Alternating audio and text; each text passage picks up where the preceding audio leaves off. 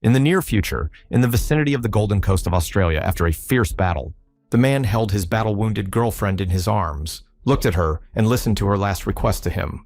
But he immediately shouted at her to endure a little longer because he was sure that help would arrive soon. But she realized that she would not wait for him to take her teleportation skill before it was too late. Looking at her calmly, I asked her what she meant by the word, take away. She smiled and said that she knew all about his abilities. He stopped her, turned his head to the side, and asked her not to continue talking about it. The girl asked him once again to take away her teleportation skills and survive. When he looked at her, his eyes were filled with sadness, and his lips barely parted to say the word, I'm sorry. A light energy began to emerge from his body and surrounded him completely, but it brought more and more pain with each passing second. As the pain became unbearable, he screamed and dark energy appeared on top of the light force. When the energy began to disappear, the girl's power of teleportation was already in his possession. Her last words did not leave his head, as she knew that he knew how to use the ability-absorbing skill.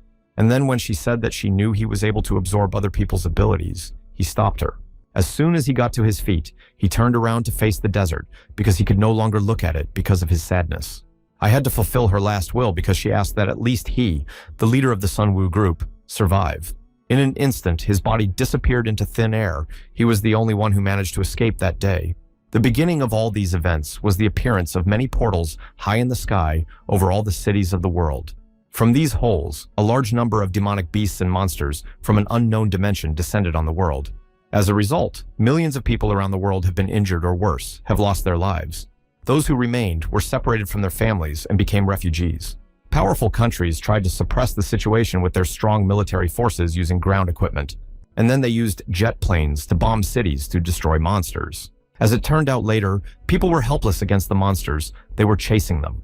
And then people were forced to avoid them or hide from them because hunger and horror reigned everywhere, and it all felt like the end of the world. However, when 3 years passed after the cataclysm, the first superhumans appeared. They were capable of destroying monsters that even powerful countries could not cope with using their armed forces. Their number was gradually increasing. It was the beginning of a counterattack by people. The superhumans joined forces and created a safe zone and called it the city, so the people who lived in the city could enjoy life again, just like before the monsters appeared. But on the other side, there were still dangerous areas called wilderness. People in the wilderness lived under the violence of anarchy and continued to live under the fear of death. The world was divided into safe and dangerous zones. At the present time, somewhere on the outskirts of Seoul in the wilderness, a group of people was moving towards an abandoned place. The head of the group shouted to the guide to see if they had arrived at the specified location yet. He also asked if it was true that he was not a superhuman, but an ordinary guide, and asked his name. After removing the mask from his face, he replied that he was just an ordinary person, and his name was Kim Seong-woo. He immediately asked them to look up at the top where the cocoons were above them, which meant that they had entered the domain of copper spiders, and to listen to him carefully. The 19th grade copper spider is a relatively easy target to hunt. First you need to cut off the legs, then the head, and collect all that is left of it. If possible, it is best to start with the 2 front legs, as this is their most important attacking part. You also need to be especially careful of the white webs that fly out of its mouth when it attacks. This is a dangerous attack that can instantly take off the head if not seen, and the head shouted at the man to stop acting like a tough guy and scaring them. Sonwoo accepted this remark, considering that they had defeated a level 18 bearded salamander, and apologized for the disrespect. While they were talking, the 6 red eyes of a copper spider were watching them closely. The spider had no intention of hesitating, so he attacked, and Sonwoo ducked in time to notice the attack. By knocking over the group commander, he was able to save them from a spider web that passed a few centimeters away. In order not to behave like fools, he shouted for everyone to immediately move away and get ready. The spider was not small and shouted at them to take their places. He held his head up, sweat appeared on his face, and in a shaky voice he barely managed to say that this was not the 19th grade anymore. The monster in front of them sharply shone a pouch at the bottom of its head and began to move. Sonwoo knew what was coming next and shouted to them not to stand still and dodge. The web broke free from the mouth and flew at the man standing in front of the monster very quickly. When the head fell to the ground, Sonwoo shouted at them not to continue standing, but he realized that something was wrong with the level of skill of the squad. Before starting, the girl said that this was an 18th grade squad, all he had to do was guide them, and then he could make a lot of money. Even now he realized that it was a lie, because according to her, they were also a trained unit, not just a strong one. The spider growled at them and pointed one of its front legs forward to attack. Sanwoo noticed and shouted at the chairman to come to his senses, and the chairman stopped the attack with his sword. To increase the pressure, the monster connected a second paw, and although it was difficult, he managed to hold on. But he had to think of something, so he activated the ability to swing his fist and hit the spider. A yellow electric discharge enveloped the monster's body instantly. Sanwoo was pleased that he had the ability to electrify and that it was true that there were superhumans among the squad. This attack knocked the monster down. He fell and did not move, and you could see the current passing through his body. The chairman pointed his sword and shouted to the men to attack the creature while they had the chance. The squad immediately grabbed their weapons and approached the creature, beginning to pierce the body with spears and swords. They surrounded the spider head-on, and he put his sword to the creature's head. Sanwoo, who was watching them, shouted that they were fools and should have started with their feet, not their head and body.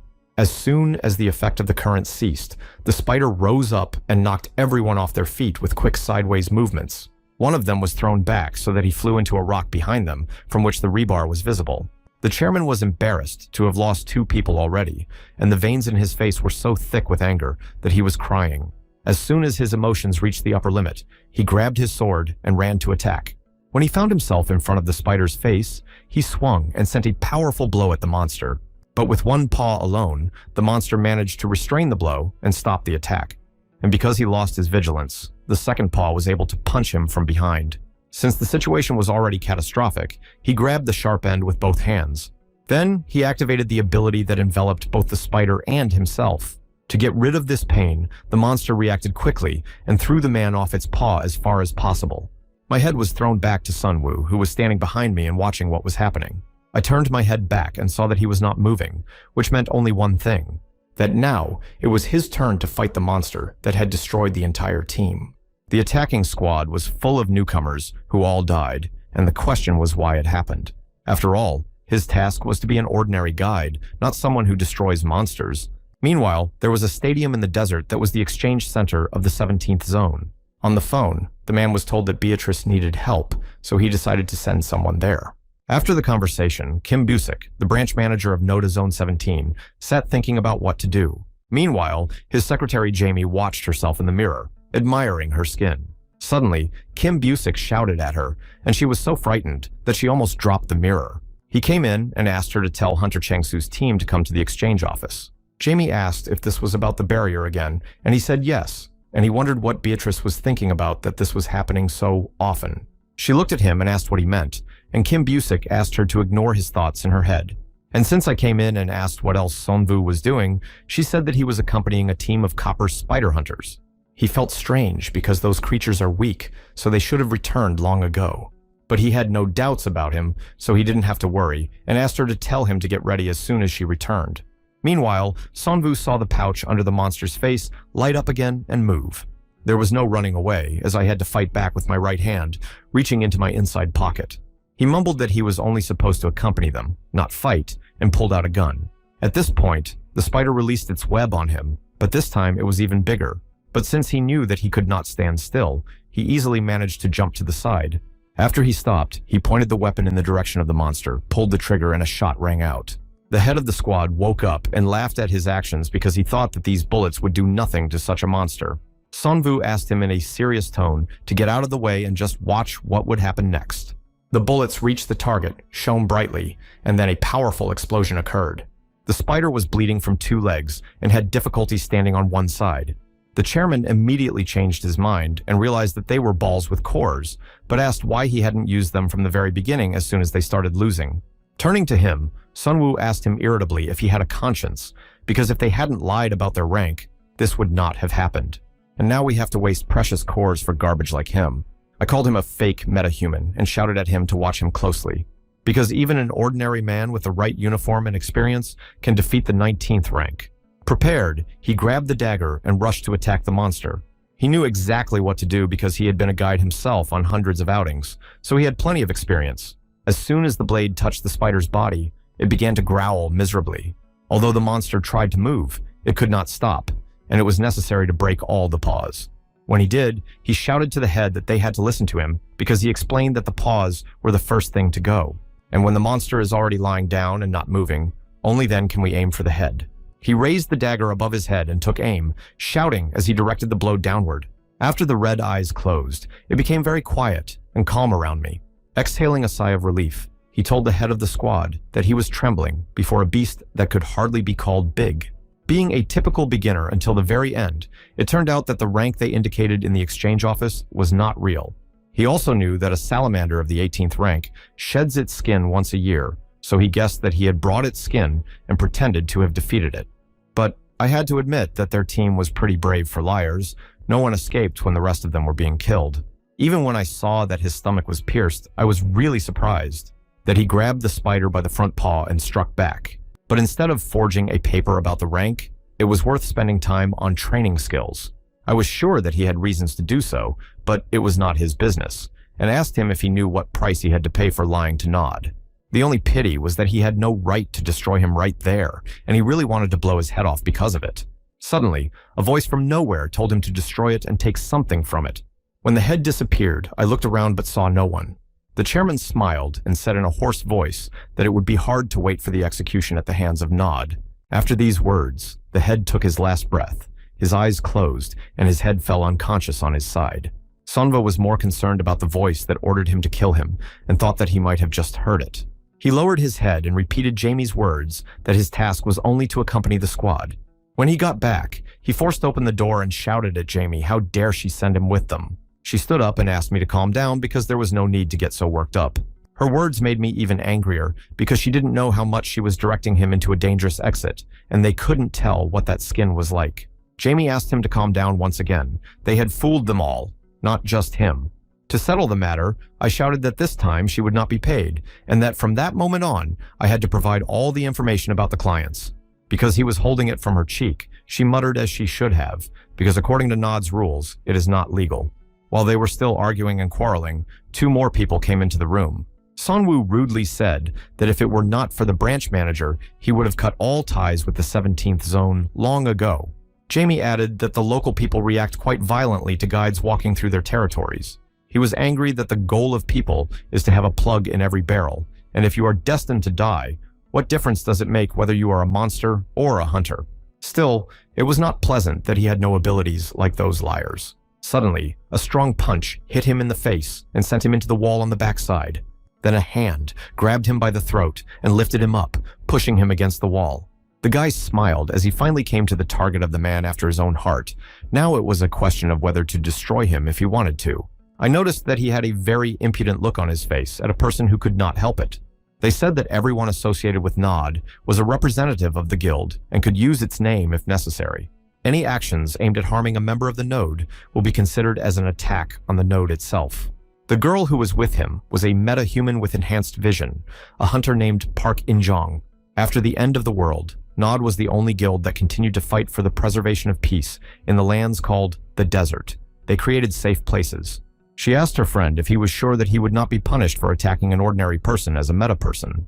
The boy himself was a meta-human with enhanced physical abilities of the 17th level hunter Kim Seong-hoo.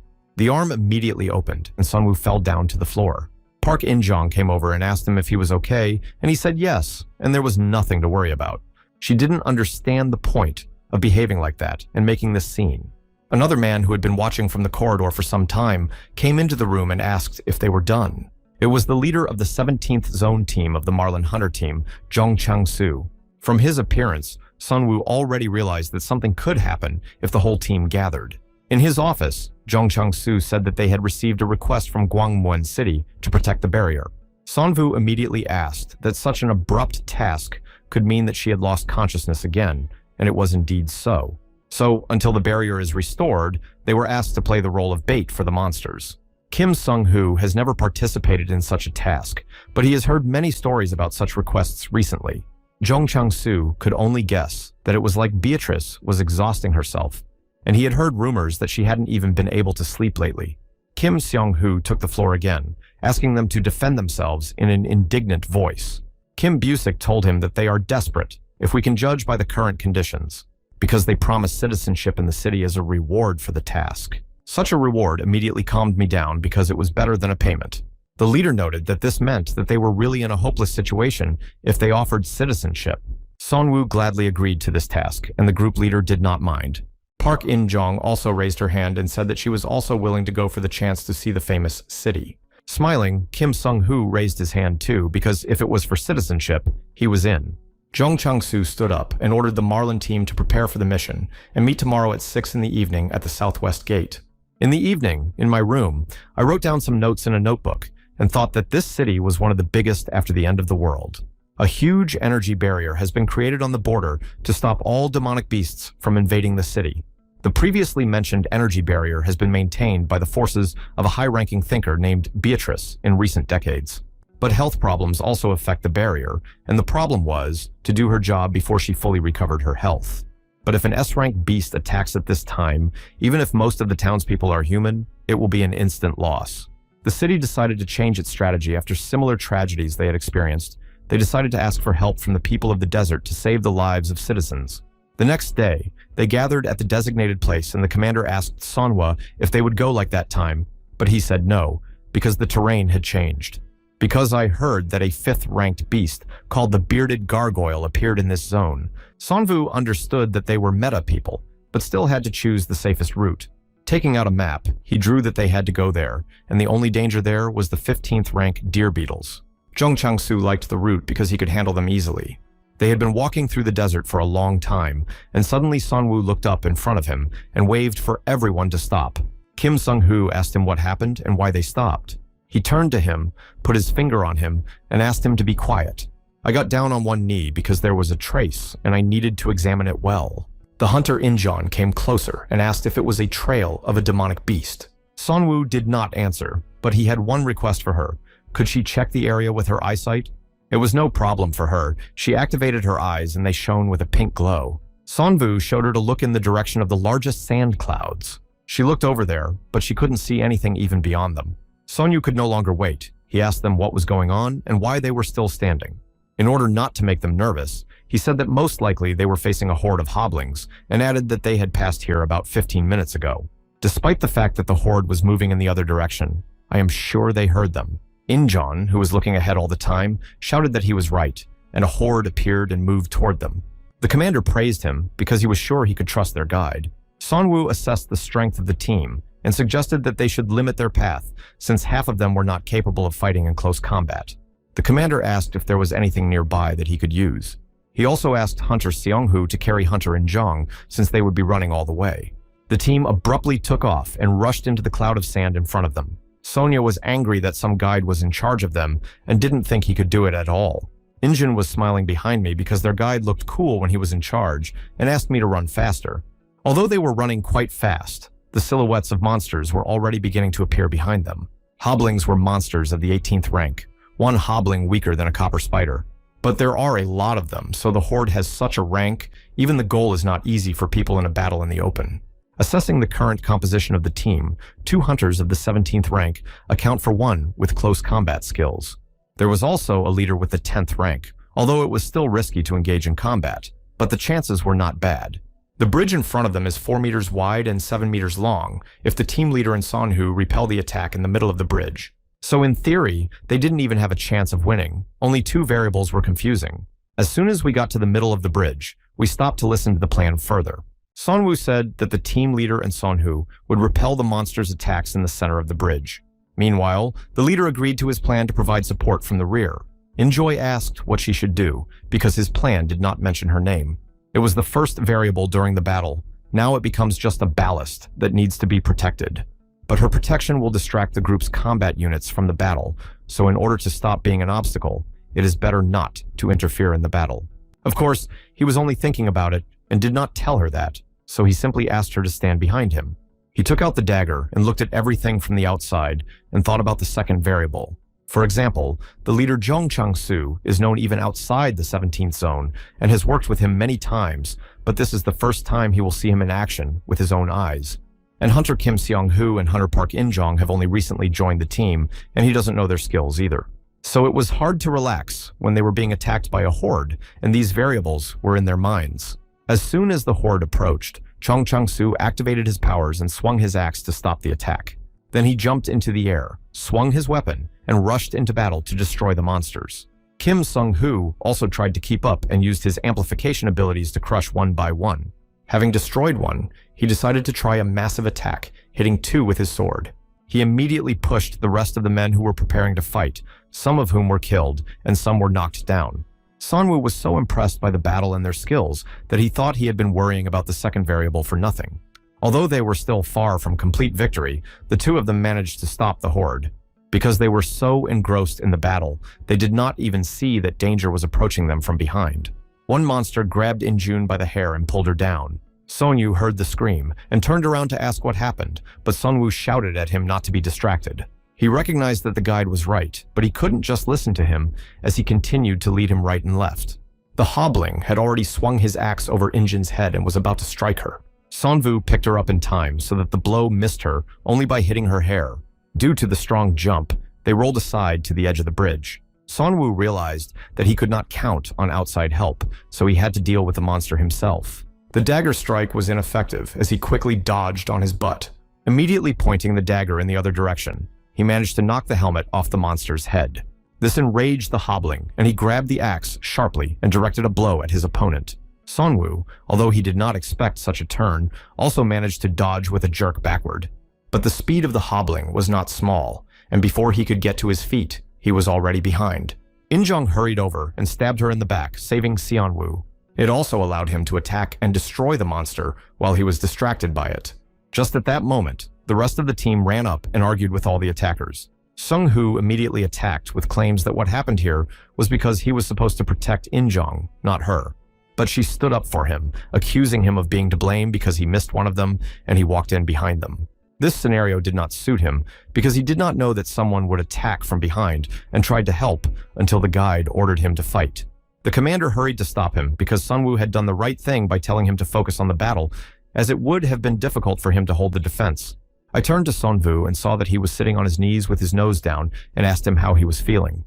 Although he said he was fine, he thought the opposite, that he had failed not only to protect the hunter Injon Ali, but also to make him help him. The commander said that they should leave the place, as the noise of the battle could be heard by other monsters. But Manhwa reassured me that there are many low-ranking beasts here, which means that there is no one stronger than these. They went on through the desert, and their journey went well because there was no one else on the road. Manhwa stopped and began to look around him. Sonyu shouted at him from behind, asking why they were there and if they hadn't already come. But he did not answer him a word and silently jumped up on the wall to the side of them. He turned around and told them to come up to him, ignoring the hunter Sonhu's questions. As soon as they got out, they looked at the front and were surprised because the picture in front was impressive. Manhwa turned to his comrades and said that they were looking at the dome of Gwangmuen. As soon as we approached the defense, it was even more incredible as it was set from a distance. Injong came closer and gently touched him with her hand out of curiosity. And when she did, Sonhu abruptly grabbed her and screamed in fright, and she screamed herself. She was embarrassed, and then yelled at him that his jokes had given her a heart attack. The commander asked her how she felt nothing, and Injon replied that it was strange. For the sake of curiosity, Sonhu also went over and stuck his hand inside and shook it. I asked my mentor if this barrier really holds back the demonic beasts, and he replied that it has for 10 years. Once inside, they headed for the gate where the city guards were waiting for them. The man ordered them to stop in a harsh voice and show their identification documents. Showing his ID, he introduced himself to him as the leader of the Marlin team from Zone 17, Zhong Changsu. The guard took his ID card, took a scanner out of his pocket, and checked the document for authenticity. After checking, he gave everyone bracelets and told them to put them on. Injon put it on, and when she looked at it, she noticed that it looked like there was a core where the pebble had been. The guard said that the barrier would be disconnected tomorrow at 7 in the morning, and they would be provided with a temporary place to sleep after sunset and would not be allowed to leave their rooms. Sonyu asked the guard what would happen if they didn't listen and left the room anyway. With a serious tone, he replied that in that case, they would lose their arm because the bracelet would explode, and it would also go off if they tried to remove it by force. This answer made the two of them quite nervous because they carry a bomb on their arm. Sonvu went inside and thought that if it was for the purpose of preventing the beasts from breaking through, the barrier would be enough. But all these measures are against the people of the desert. As soon as we got there, everyone was impressed by the environment. The commander asked them again if it was their first time in the city. So if this is true, I said welcome to a place where everything is intact. Injon was amazed that they had only walked a few meters, but it felt like they were in a completely different world. The commander turned to Sonvu and asked him what he was going to do, whether he was going to the city or going to the room. He said that he was not going to the room yet, but wanted to walk around a bit and find the right store. Walking around the city, it was hard to believe that it was as peaceful as it was before the disaster. Stopping in front of one store, I read its name and headed inside. As soon as he opened the door, a girl with boxes jumped out in front of him. Sunwoo noticed that something had fallen out of her pocket and bent down to pick it up and give it to her. But when I went up, I saw that she was not there and had run off somewhere. After telling the seller everything he needed, he brought everything in a box in a few minutes. Curious, the man asked why he needed so many masks and similar things, and also asked how he would pay for them since they only accept coins. While the seller was asking him this, he noticed something on the counter that looked like a grenade. But not to look like a fool, I asked the seller what it was. He said that he called it a magic bomb. If you pull out the check, it will explode like a stun grenade. It was strange, and Sunwoo even asked if it was already allowed to sell weapons to the townspeople. But the seller explained that it was not a dangerous thing, so it was not a weapon, but if it exploded nearby, he would be blinded for a while. Sunwoo also asked where it was used, but the seller did not answer clearly because it depended on who was using it. Their conversation was interrupted by the same girl who had recently run out of the store with a sudden appearance. Out of breath from running so fast, she asked if the owner had seen her entry card. Sunwoo immediately reached into his pocket and pulled out a map, showed it to her, and asked if she was looking for this. The girl was glad to find it, as she thought she had already sifted through it somewhere. The girl introduced herself as a senior researcher from Marie's Research and Development Department. Judging by his clothes, I asked him if he was from the desert, and if he was a human being, I could offer him help, but he said he was not a human being. Marie didn't understand what he meant and grabbed his hand to make sure. She tried to determine what type of abilities he had and did not even hear him tell her that he was not a meta person, until I forcibly pulled my hand away from her to stop her from saying these stupid things. Marie shook herself and apologized because she was so interested in him. Still, she was surprised because she felt a signal that said she was facing a human being. Although she does not feel any abilities, it was strange for her. She mumbled something else, bowed, looked at her phone, and said she had to run. Lying in bed in my room, it was strange that she said he was a meta person. More than anything, he wanted to become a meta-human, and he searched for signs of awakening and methods of becoming one, but he was not destined to be one. So I had to accept the reality, and decided to devote all of myself to working as a guide, and that's when someone said that he became what he dreamed of. He closed his eyes to sleep, feeling uneasy about it, and tried to reassure himself that the girl who saw him for the first time might know about him. The next morning, all the participants gathered between the walls and the barrier. The loudspeaker announced that there were 10 seconds left before the mission started and the countdown began. When the barrier disappeared, the hunters began to run ahead in search of monsters. The first hunters encountered were huge hornets that could lift a man. Jeong Changsu shouted to the team to run forward and not look back. Then Sunwoo looked at him and shouted that they needed to move in that direction. They ran away while the rest of us fought the flying monsters. Some people ran back screaming because they didn't care about citizenship anymore, they just wanted to live. The guards quickly blocked the passage, preventing anyone from getting back in.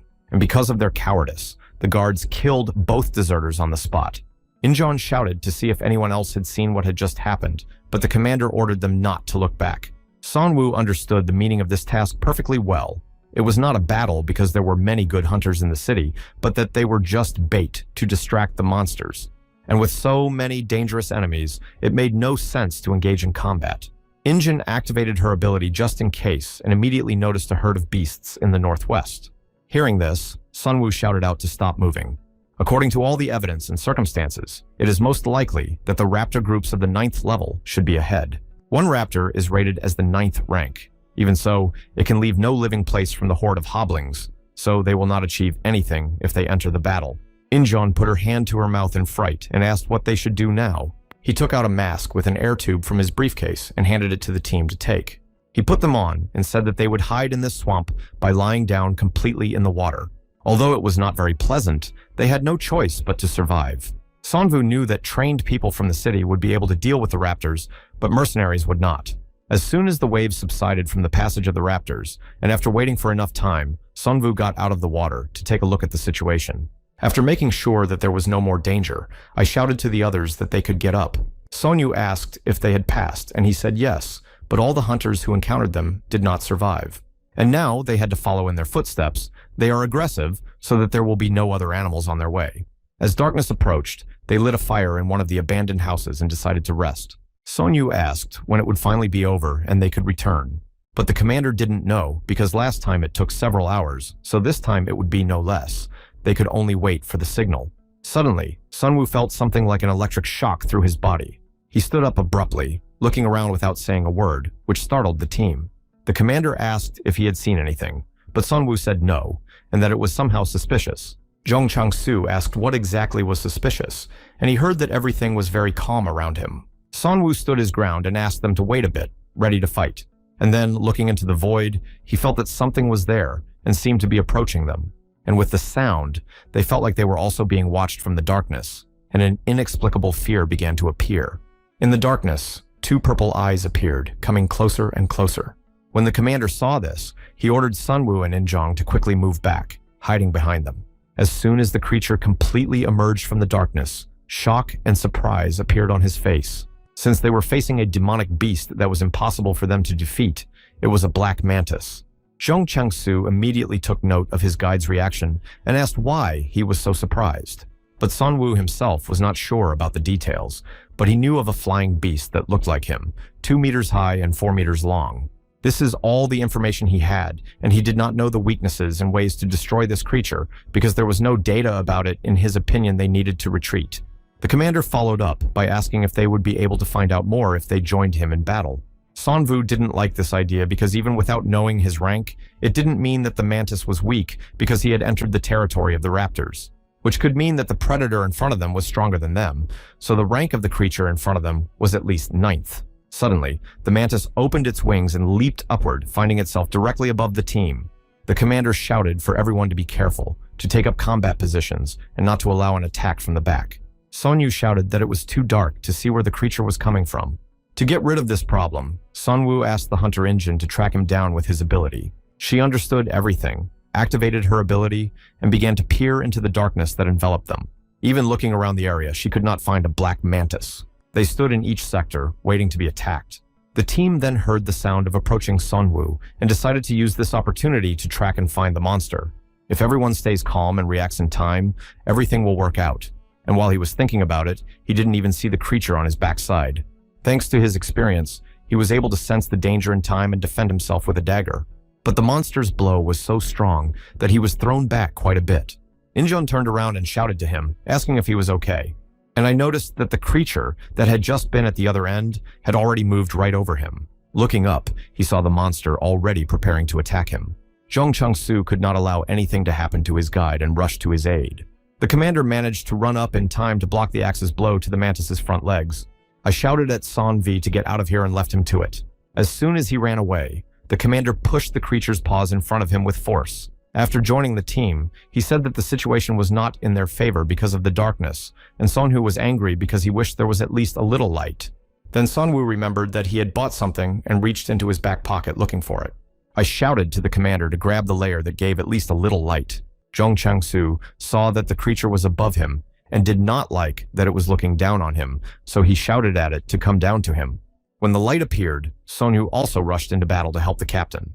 But he shouted loudly for him to stop and not do anything stupid. As soon as he stopped, he said that this bastard was only in front of him, so he asked him not to get involved in the fight. Sunwoo assessed these actions as correct, because if they were waving their weapons at each other, they would only limit their movements to avoid hitting each other. However, the leader had problems even with the raptors, and the black mantis is probably much stronger than them. To make matters worse, it wasn't just a matter of strength. He was smart enough to distract his victim to hide his position. It was a matter of how to defeat him. Zhong Chang-su, who was waiting for the monster to attack, unleashed his power and surrounded him. The mantis attacked him immediately, quickly approaching him because of this radiance and the feeling of power. The captain raised all the stats in his body to the maximum to give a worthy rebuff to the enemy. This made it possible to increase the speed of reaction and dodge the mantis's quick strikes. It also made it possible to try to counterattack with a repeat after each miss. He quickly approached him, jumped up, and swung his axe, shifting his strength into his hands. The mantis managed to stop the attack by catching the axe with its fangs on its snout. Zhong Chang-su knew perfectly well that if the monster continued to press him, he would lose. The creature resorted to meanness while they were squeezing, and with its front paw, it pierced his leg. Unable to stand by any longer because of what he saw, Sunwoo attacked the beast from the side. Having blocked the attack with one paw, he immediately swung the other to strike back. The hunter was hit in the stomach and quickly flew away. When he hit the wall, cracks formed in it, and he lost consciousness. Having dealt with one, the mantis immediately pointed its front paw at the enemy in front of it. It went through the opponent's body and broke out on the other side. In pain, the axe fell to the floor and God lifted the captain up above him. His strength was slowly leaving him because the pain was unbearable, and he did not want to realize that the monster had defeated him so easily. When he lost consciousness, the mantis threw the captain away from him. He hit the wall and fell face first to the floor from a great height. The mantis turned around and looked clearly at its next victims reflected in its eyes. Sanwoo took a fighting stance as it was their turn to fight. From what he saw, he determined that the beast was at least of the 8th rank, or even worse than the 5th. The main weapon of the mantis is its front legs, and they were as strong as Damascus steel, so I realized that it would be finished off before it tried to cut them off.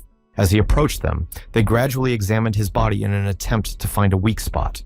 When the monster stopped, there was only one thought in my head that the creature was terrifying. But because he raised his paws up, one detail on the creature's body caught his eye.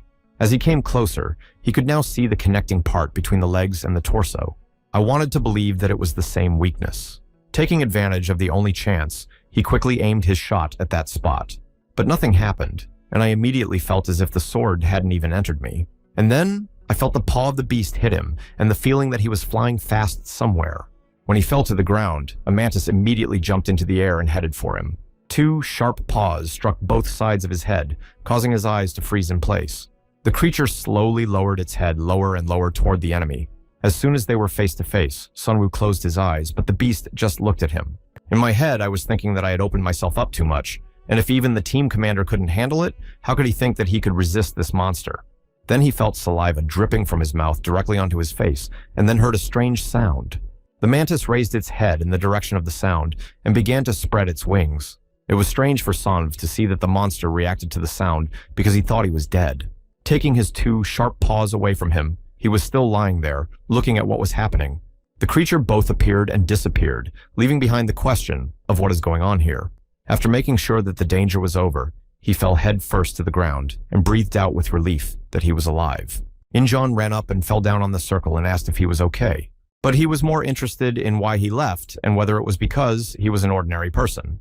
And that strange squeaking sound I'd never heard before, and I thought it might be a way of communication between demonic beasts.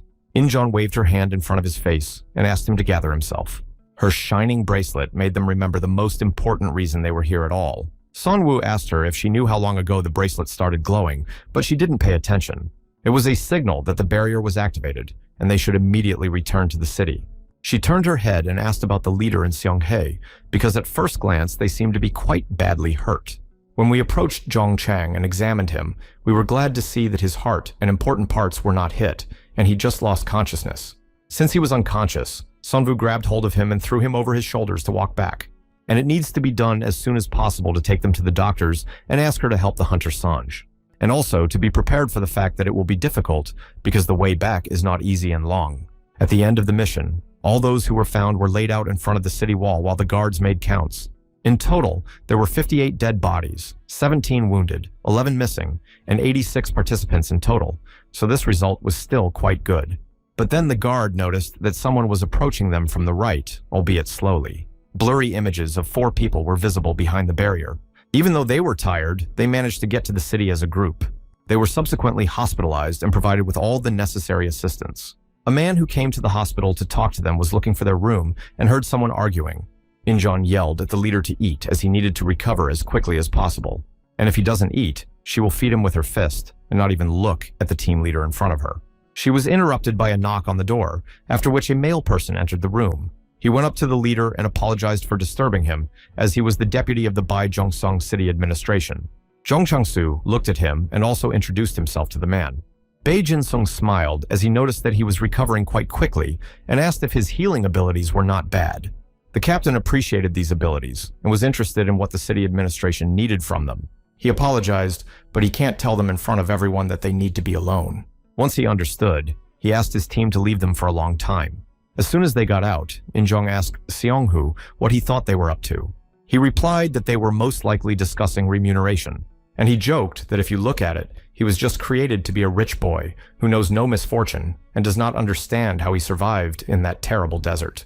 Sonvu did not share their optimism, and he was embarrassed that a representative of the administration had come to talk to the desert residents. Beijing Song called it a real miracle that they survived, and Zhong Changsu immediately noticed that they had a good guide. He asked him if he knew the guide was an ordinary person, and the captain confirmed his words and added that he himself could not believe it.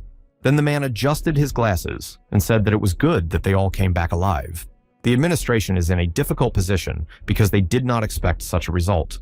As soon as the man left and the team returned, the leader told them what they had talked about, and Sonhu was seriously furious. Zhong Changsu asked him to gather himself and calm down, as there was nothing wrong with that. But he couldn't, because he could not calm down because they were given only 2 places to get citizenship. But I couldn't understand why these places were given to this fool and Injun. The captain explained once again that it was the decision of the city administration, and they had no choice. Sonyu shouted that it was all a blatant lie and did not believe them because what could they know? He said that if the leader wanted to give up his citizenship, it was his business, but if we judge objectively, he is the second strongest after him. Therefore, he does not understand why in the end the choice fell on this person who was not even a target. Unable to stand it, the captain shouted at him to start paying attention to what he was saying and to stop shouting at them. Xiongwu turned his head and reassured Zhong Changsu that he was fine and reacting calmly. Sonyu exploded with anger, because of course he was okay because he was now a citizen of the city. The commander once again asked him to stop arguing, as everything was decided anyway. But he was already curious, because he thinks it was all his decision, because he thought those 2 didn't have close combat skills, so he just felt sorry for them. Zhong Changsu did not answer directly, but only said that they would be given all the other awards and would still have a chance to become citizens. Tired of talking, he decided to leave, shouting in his wake that he didn't care about rewards because no one knows when he will die in the desert. The commander turned to Sonvu and said that there was no doubt that he had saved them, so he asked him to accept citizenship without a guilty conscience. And he replied that he would gratefully accept such a generous offer. Sonvu had just accepted the assignment because of his citizenship and had no intention of refusing, but the problem was whether Sonhu would accept it. The captain reassured him that he was just very hot-tempered, but he was sure that he would soon calm down. Upon hearing this, Zhong Changsu replied that he wanted to believe that this would happen. Night descended on the hospital, and only moonlight illuminated their room. Poorly sleeping, Sunwoo heard a rustling noise, opened one eye and looked in Sonhu's direction. I turned my head and saw him sitting for some reason, and why his head was looking straight ahead. Then he got up and quietly walked over to the commander's bed and looked at him intently. He clenched his teeth in anger and pulled out a knife, exposing its blade. He awakened his powers and directed them to his arm to increase the force of the blow. And he hit the place where the captain's heart was, who quickly woke up and grabbed the offender by the throat. Zhong Changsu shouted at him how he could betray him so vilely. Sonyu shouted that it was all his fault and stabbed him in the bottom even more. When the captain lost consciousness, he asked him how an animal that doesn't even have the ability to become a citizen before he did. And he has no intention of returning to the desert, so he will do everything to make it happen. He turned his head toward the bed and asked Sonvu if he had heard everything that had happened. He walked up to the screen, pushed it aside with his hand, and abruptly burst into his bed. He hit the robe, shouting that everyone would get what they deserved and that it was all his fault. I threw the blanket off the bed and saw that there was no one under it. A stun grenade fell next to his foot and seemed to freeze a second before exploding. A bright light, with a very sharp noise, burst from the grenade and engulfed the offender. While he temporarily lost his sight and hearing, Sonvu attacked him from behind with a knife in his hand. He grabbed his head with his feet and pulled it to the side, exposing his neck. The knife went inside his neck without any problems because of the pain, and Sonhu screamed. Suddenly, the voice appeared again, ordering him to destroy and take them away, and he realized what it meant, which he did not think at the time. Because of this, he lost his vigilance, and the enemy fell backwards on the floor, hitting Sonva himself. Then he picked up his activated ability and hit him with his shoulder with all his might, nailing him to the floor. The blow was so strong that he started bleeding inside and coughed up blood. Sonyu looked at him and reached for the knife that was sticking out of his neck to take it away. Because of this, the blood was pouring all over the place, and he put his hand to stop it, but it was useless. He could barely whisper to him that he was not a meta person and a failure without abilities. After taking one step, he fell unconscious, and the blood that was flowing non-stop made a puddle under him. Sonwu was frightened, looked at his hands, and they were trembling, because this was the first person he had killed. But he abruptly switched because, inexplicably, blue energy began to appear on his hand. The pain pierced his body, and it was like a waking up call. Pulling myself together, I thought that I could not lose consciousness while the evidence of the crime was here. He approached the knife with trembling hands and took it in his hands, quietly lifting it. He broke the window and threw the knife with all his might as far away from the hospital as possible. Suddenly, he heard the voice of the commander, who could barely pronounce his name. With fear in his eyes and sweat on his face, he cautiously turned to look at him. The next day, he woke up to a bright light, Bae Jin-sung standing over him, and people in the windows. He began the interrogation by saying that last morning, the guards went to the ward after hearing screams. When they entered the ward, they saw the scene of the crime. There was one witness and 3 victims in the ward.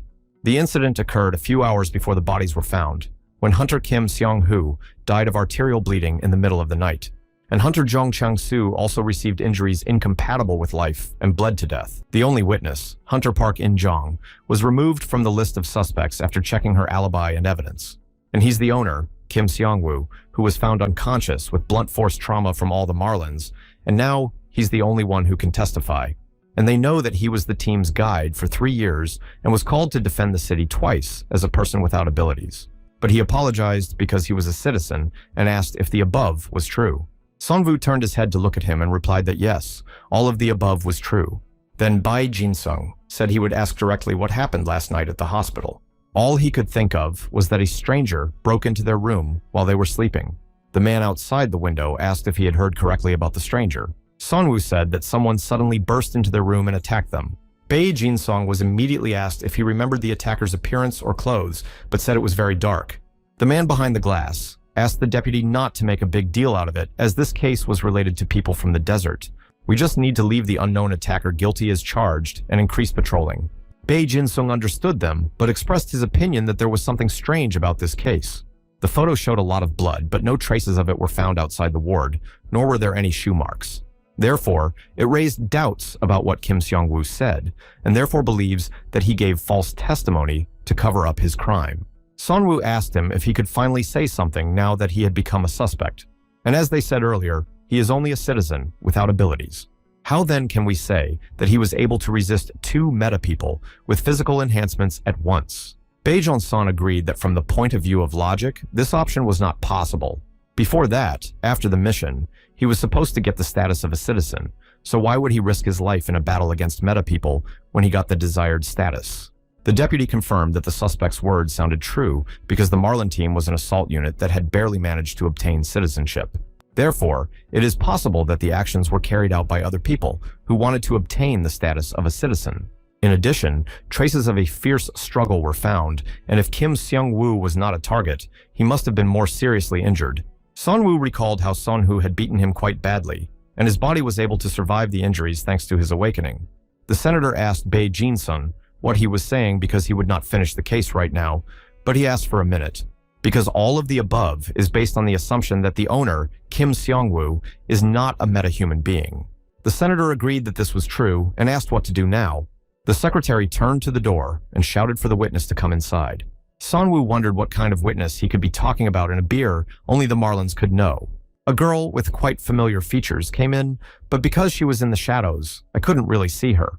Bae Jin-sung asked her to introduce herself to them. She stepped out of the shadows and introduced herself as Marie, a researcher from the city's development department. The secretary asked her what kind of work she did, and she replied that she identified the characteristics of people's meta-powers when she gave them a task. He asked how she did it, and Marie explained that she had certain abilities that determine whether a person belongs to metahumans. Bae Jin-sung said that based on what he heard, she was called here because of her abilities, then turned to Kim Seong-woo and asked if she was a meta-person. He replied that he did not, and to make sure he was right, the secretary asked Marie to stand in front of the suspect. He added that there have been cases when meta people have awakened during their lives, despite the fact that they were originally ordinary people.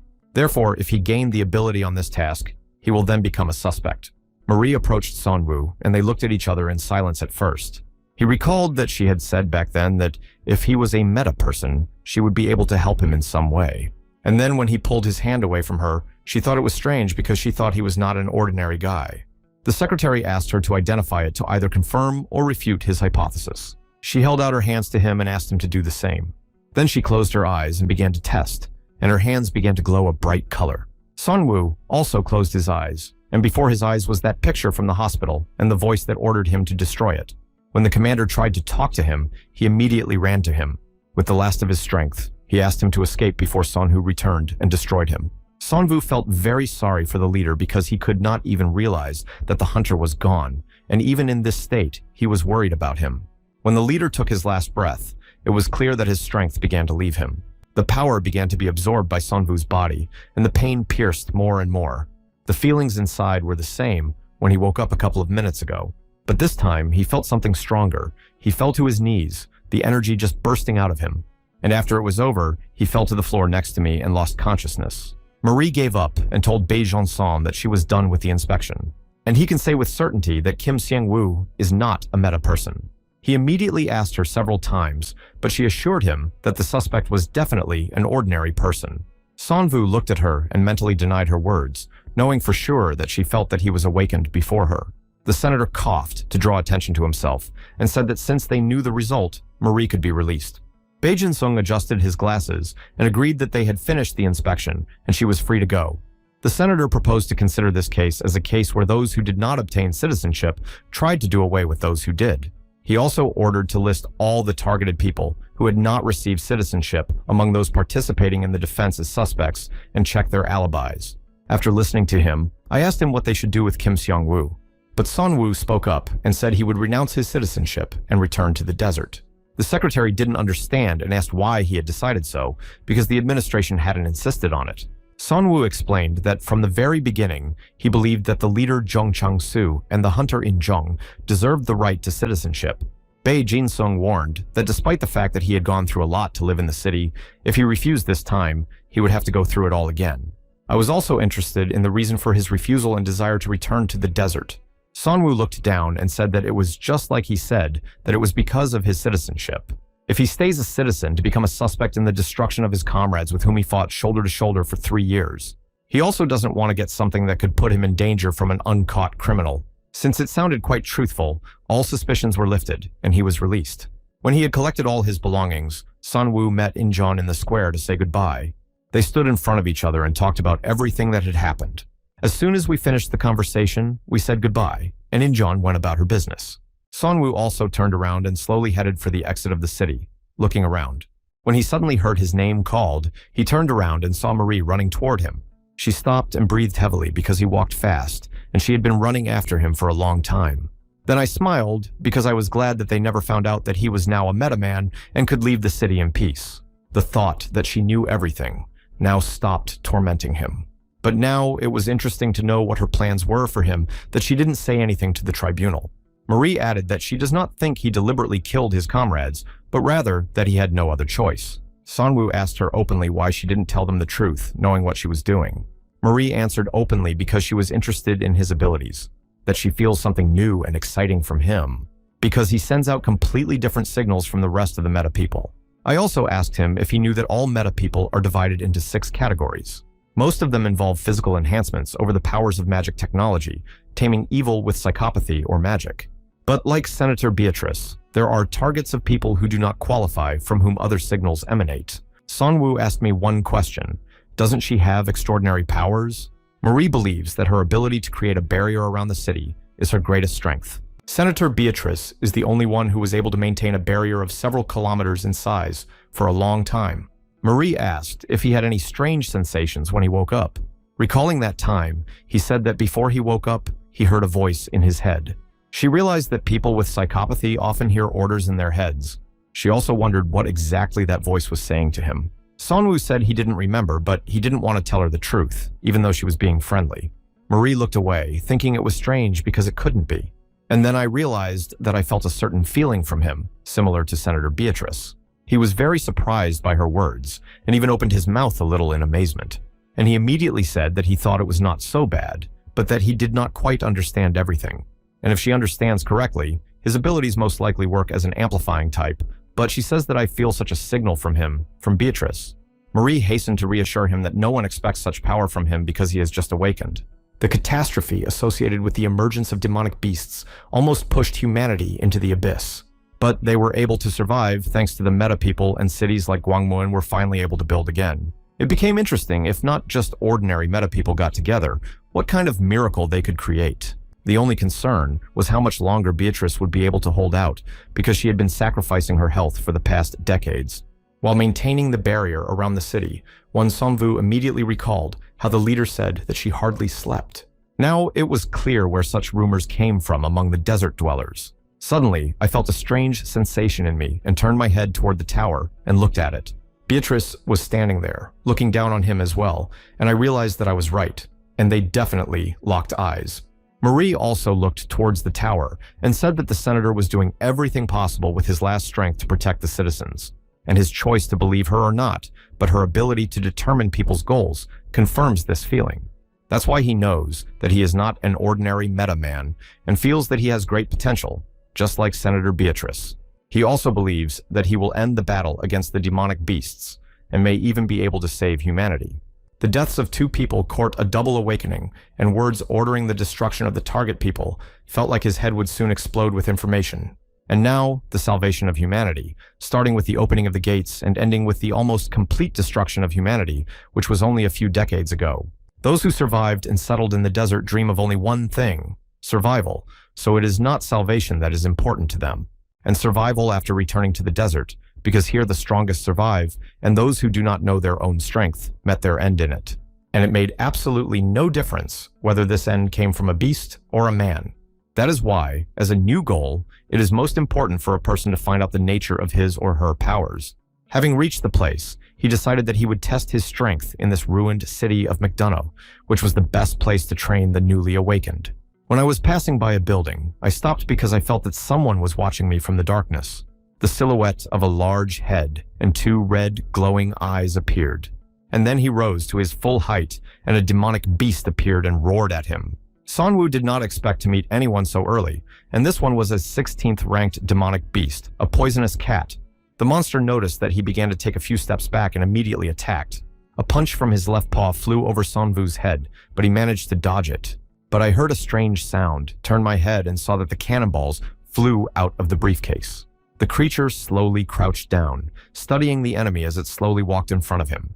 Waiting for the right moment, the poisonous cat tried to attack again. The paws of the healthy creature crumpled the roof of the car without any effort and flew away, glad to have bounced. Running forward, I looked back and thought that I couldn't escape, so I had to think about how to destroy the monster. When he saw the hatch below him, he leaned down and tried to lift it. At that moment, a force that enhanced physical abilities was activated, and the hatch easily came off the ground. Holding it in front of him, he shouted to the beast not to wait, but to attack it as soon as possible. The paw hit the hatch, and he managed to withstand it, and also managed to keep the weight of the creature above him. To get out of it, I came up with the idea to move sharply to the side so that the paw would fall and then hit the manhole cover on the head. Stepping to the side, the caught fish began to unwind more firmly in place. After a good spin, he let the iron lid out of his hands, and it flew at the monster. Abruptly, he grabbed it again and continued to approach the beast. Then he jumped up and swung the manhole cover over his head. The blow hit the beast's mouth, namely the closed teeth, which caused them to crumble. The cat immediately collapsed to the ground, creating a large amount of dust. Then Sonwoo came closer, calmly lifted the lid over himself again, took good aim, and destroyed the creature. The creature was defeated, and its green saliva immediately turned purple. After taking off his mask, he breathed a sigh of relief as he managed to win. But that wasn't the end of it. He took out a knife and easily separated the skin, reaching inside. I got to the beautiful kernels of the 16th rank, surrounded by intestines. After collecting them all in a bag created by myself, I thought that if I destroyed the poisonous cat, then now the goal is a person of the 16th level. It was also an interesting success, given that it was just the first test. Walking further, I looked up at the head where there was an inscription that this place used to be a desert oasis, where you could get everything. Looking around, I noticed that it was too quiet, but I also noticed that there was blood in one of the streets. Coming closer, he rubbed his fingers together and noticed that the blood had not yet clotted. But there was something else strange, namely that the blood was there, but there was no body from which it came. While he was thinking about whose hands it was, he heard something move behind him. Just in case, I decided to take out a knife to get closer and see what was there. When he pushed the door aside, he saw 3 children looking at him, frightened. I asked them if they were people who lived here and didn't notice someone sneaking up behind me. As soon as I felt his presence, I immediately turned to look. I saw a masked man with knives in his hands rushing toward him. To stop the attacker, he waved his knife in front of him before he could get close. He then came up with a clever trick. He jumped over his head and pushed off the wall. He rushed to attack once again, coming at him quickly with the sharp end of the knife. Sunwoo had no desire to destroy him, so he quickly stepped aside, pointed his elbow, and hit him in the stomach. The attacker was thrown to the side and crawled several meters on the ground. He sat up and put his hand behind his back, looking for something. He pulled out a gun and shouted at him to put down the weapon and raise his hands above his head. While he was holding him at gunpoint, the children from the defense came out and ran up to him. Turning to the wall at his request, he asked him to put down his weapon and talk, saying that his name was Kim Sunwoo and that he was a representative of Noda. He had no intention of harming them, he was just passing by. But he didn't care whether Noda was there or not. He shouted at him to leave everything he had and get out. Sunwoo asked him if he was sure he wanted to rob the man from Noda. If he didn't believe me, he could check by gathering his strength in his left hand so that he could see. I hit the wall in front of me, which cracked and my hand slipped inside. I said if they live in the desert, I'm sure they know what Nod is. The attacker said yes and called the organization the last law of the desert. Sunwoo said that means they know that Nod doesn't rob, but only accepts tasks for a reasonable price. And I am sure that they know that if at least one of Noda's members is hurt, the organization will take revenge. Before that, I was sure it wouldn't fire because it didn't look like the gun was using a firing system, more like it was firing with a cannonball system. Considering that each shot requires energy from the core and taking into account the acquisition of food, it will not just pull the trigger. He explained that he only wanted to stay in a safe city for a few days and then quietly disappear. The man agreed to believe him, but asked in return to give him the kernels he had to use as collateral until the next few days passed. Since he could take them by force later, I threw him a bag of kernels to calm him down. After I put it up, the person said that he was wrong about something. By pressing the core in the device, he activated the gun, which made it glow bright green, and he shot a beam of energy into the wall next to him, which even recoiled. Then he added that each shot really absorbs a valuable resource, so he won't be able to shoot whenever he wants, but he will be able to do it many times. As long as he had at least one core, Sunwoo was surprised as it looked like magic technology. After removing the mask, the guy who pretended to be Aaron and was a member of McDonough's shelter appeared under it. All the way up, Aaron kept Sanva in his sights, even when they started climbing the stairs. He asked the boy why they lived so high up in the building. Aaron replied that if they had only dealt with animals, they would have lived lower down, but being at a higher altitude gave them an advantage over humans. When they got to the right place, the children immediately scattered, each looking for their mothers. The guy took him to the woman and came over and whispered something in her ear. The woman put a special device to her throat and introduced herself as the leader of the Reina shelter. She apologized for this treatment, as she would have treated the guest better in the past. But now they are in a state of battle with the killers, so they have a shortage of provisions. Unfortunately, the demonic beasts were not the only enemies in the desert. There were also murderers who rejected humanity and began to hunt people. Sunwoo heard her and said that they were also a major problem for Nod, so he offered to make a deal. The woman said she was really desperate, but asked that as far back as she could remember, Nod always asked for something in return. He confirmed her words but wanted to give them a chance, so he asked if they wanted to listen to him. First, he wanted to hear the situation and then discuss the details of the contract. First, asking where they were and how many of them there were. Reina replied that they were in the center and there were about 10 of them. Sunwoo found it strange that there were not enough to cope. Then she said that they had killed many people, although they lost quite a few because there were more than 100 of them before. This number also raised questions because it was difficult to collect food for so many people. Then the woman reported one nuance. They ate human meat, but there was a much bigger problem. The goal was to find people who had close combat skills. Sunwoo, wary, asked more seriously how strong they were. Answering honestly, she said that most of them were weak, only their leader caused big problems. She only wanted to destroy these bastards for driving them like chickens into a cage, and she doesn't dream of anything else. Sunwoo listened to her and decided that he would accept the task of killing the killers, but the chairman said thank you for that, but they had nothing to give in return. But he noted that it was not true that it was enough to show them their magical master. Reina agreed to go and asked him to follow her. The three of them went into a room with many interesting things and objects. Oren turned his head to the side and shouted Minya's name because she hadn't heard them come in. The girl looked out from behind the piles of things and looked at her guests. She was a magical master. Reina held up the device and asked her if her work was going well. But the Mini turned up her nose because even if she wanted to check the artifacts, she didn't have any cores. Sunwoo did not expect the magical technician to be so young. The chairman said that this was a person from Noda and he would help them, and he also had a question for her. Looking at the table, I asked her if she created all these things herself. Minnie replied that she did, and he was also surprised that such a modest girl was making such high-level artifacts in such conditions.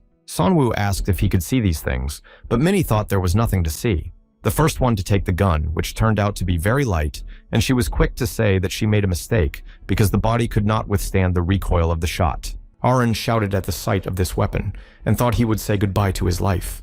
Next, a rather strange sword with a hole in the handle caught my eye on the table. Taking it in her hand, Minnie said it was a melodic blade.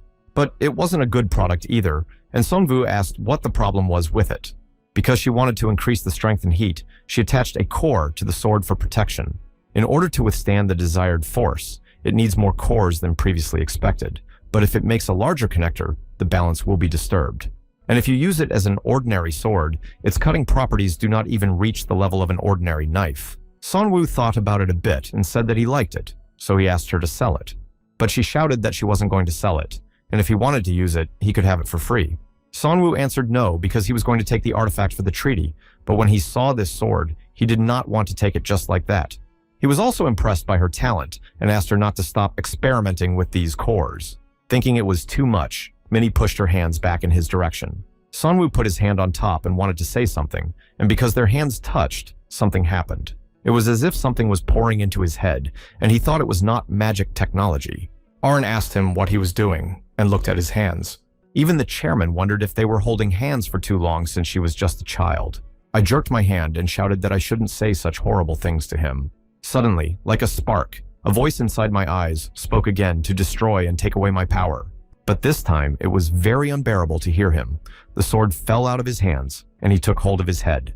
Reina looked at him and suggested that he take a little rest and clean up. Sonwoo said that she was right and that he should rest. And then she joked that if it was hard for him to fall asleep, she could sing him a lullaby. He replied that he was grateful, but that it was not necessary, and she asked him not to be so adult because she felt uncomfortable. When darkness descended on the shelter, Sonwoo lay on his bed, thinking about what that voice had ordered him to destroy again. He heard that sometime after waking up, the voice was supposed to go away. Closing my eyes, I thought that it seemed to me that the voice was only getting louder, not louder. After falling asleep, he woke up in the morning, but because of the dreams that disturbed him, he grabbed his head in an attempt to come to his senses. Later, he went to the roof and took binoculars to examine the enemy. Aaron explained that it was a killer's base, and he was worried that they were getting too close. Sonwoo asked him what he understood to be the purpose of a person, so he should know what his abilities are.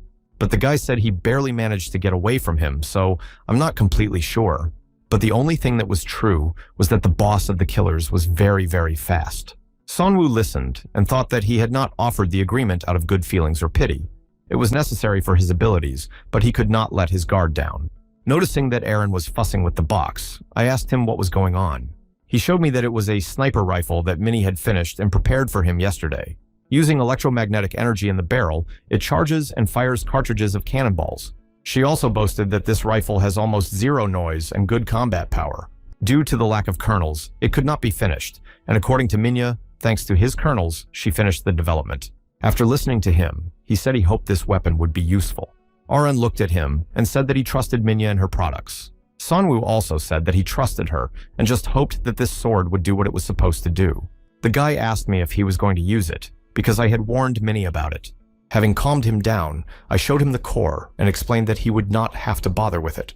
Among the developments of Gwangmuin are core energy compression technologies. Provided that the cores can be compressed, you can connect as many as 10 of them into one core.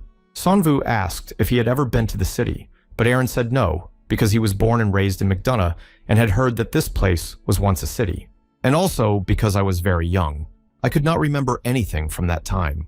Although he knew nothing, Sonwoo remembered that Mokdong was only part of a city known as Seoul, with 10 million inhabitants, but nothing of it remains. Aaron's eyes widened when he heard how many people lived here, even more people than in Gwangmuin. With a heavy sigh, he said that he would like to live in the city someday. For some reason, Sonwoo's memory immediately recalled an image of Sonhu saying something similar. At the mention of this, he lowered his head and looked down. Gathering his thoughts, he waved his sword and said that he would see how good this sword was. He took a brick in his hand, threw it into the air, and then with one swing of his sword, split it exactly into 2 parts. Since the preparations were done, we just had to wait until nightfall to start acting. When the time came, Aaron quietly approached him and woke him up. Sonwoo thanked him for standing on the stirrup and asked him what they were doing. I looked through the binoculars and saw that they had lighting, and a guard was constantly standing and watching from the tower. He asked the boy if he could remove the guards from the towers when he went to visit them. The guard in the uniform yawned sweetly and didn't even see that someone had bent his backside. Sonvu quickly put a knife to his throat and told him to be quiet. As he tried to reach for the weapon, he slashed it across his neck, neutralizing it. At the noise coming from there, the guard from the tower turned the searchlight in that direction. He saw that one of his comrades was lying on the ground in a pool of blood beneath him. As soon as he opened his mouth to call for help, a beam of energy passed through him from above. When he was falling, he hit a spotlight with his hand, and it was directed at a window where someone was sleeping. Because of the bright light, the man woke up and tried to cover himself with his hand. But since it was light, I kept getting out of bed because I thought something was wrong. And in front of the entrance to his room, there were also guards to protect his sleep. Sonvu appeared suddenly, so the man had no chance to even see where the danger was coming from. Having destroyed it, I noticed for myself that it has always been so easy for the meta people to kill an ordinary person. Although this was not his first person on the account, he did not want to get used to this feeling. Suddenly I turned my head in the distance along the corridor because I felt someone approaching. A bald man with a tattoo on his face stood there smiling and looking at him. But Sonvo was confused by the fact that at first, he did not even feel anyone's presence. Having taken up a combat position, the man immediately rushed to attack. Just before he approached him, he swung his sword, but he lowered his body and dodged. And without even noticing how the man managed to knock him down to the ground, he knelt down on his chest and asked him who he was and where he came from. But Sunwoo did not want to say anything, but gripped his sword tightly and used his awakened powers. The man immediately noticed this because he realized that he was not an ordinary person. To avoid endangering himself, he jumped back a few steps. I shouted to him to ask him if he was a meta man. Then he smiled again as it became more interesting and considered that this place was a little too cramped for combat and they needed to leave. Sonvu didn't like his words at all. They only alarmed him more. The impact knocked down a window in that corridor, and all the guards heard the sound of the glass. When he fell to the ground, he barely got up. His body was trembling and his head was bleeding.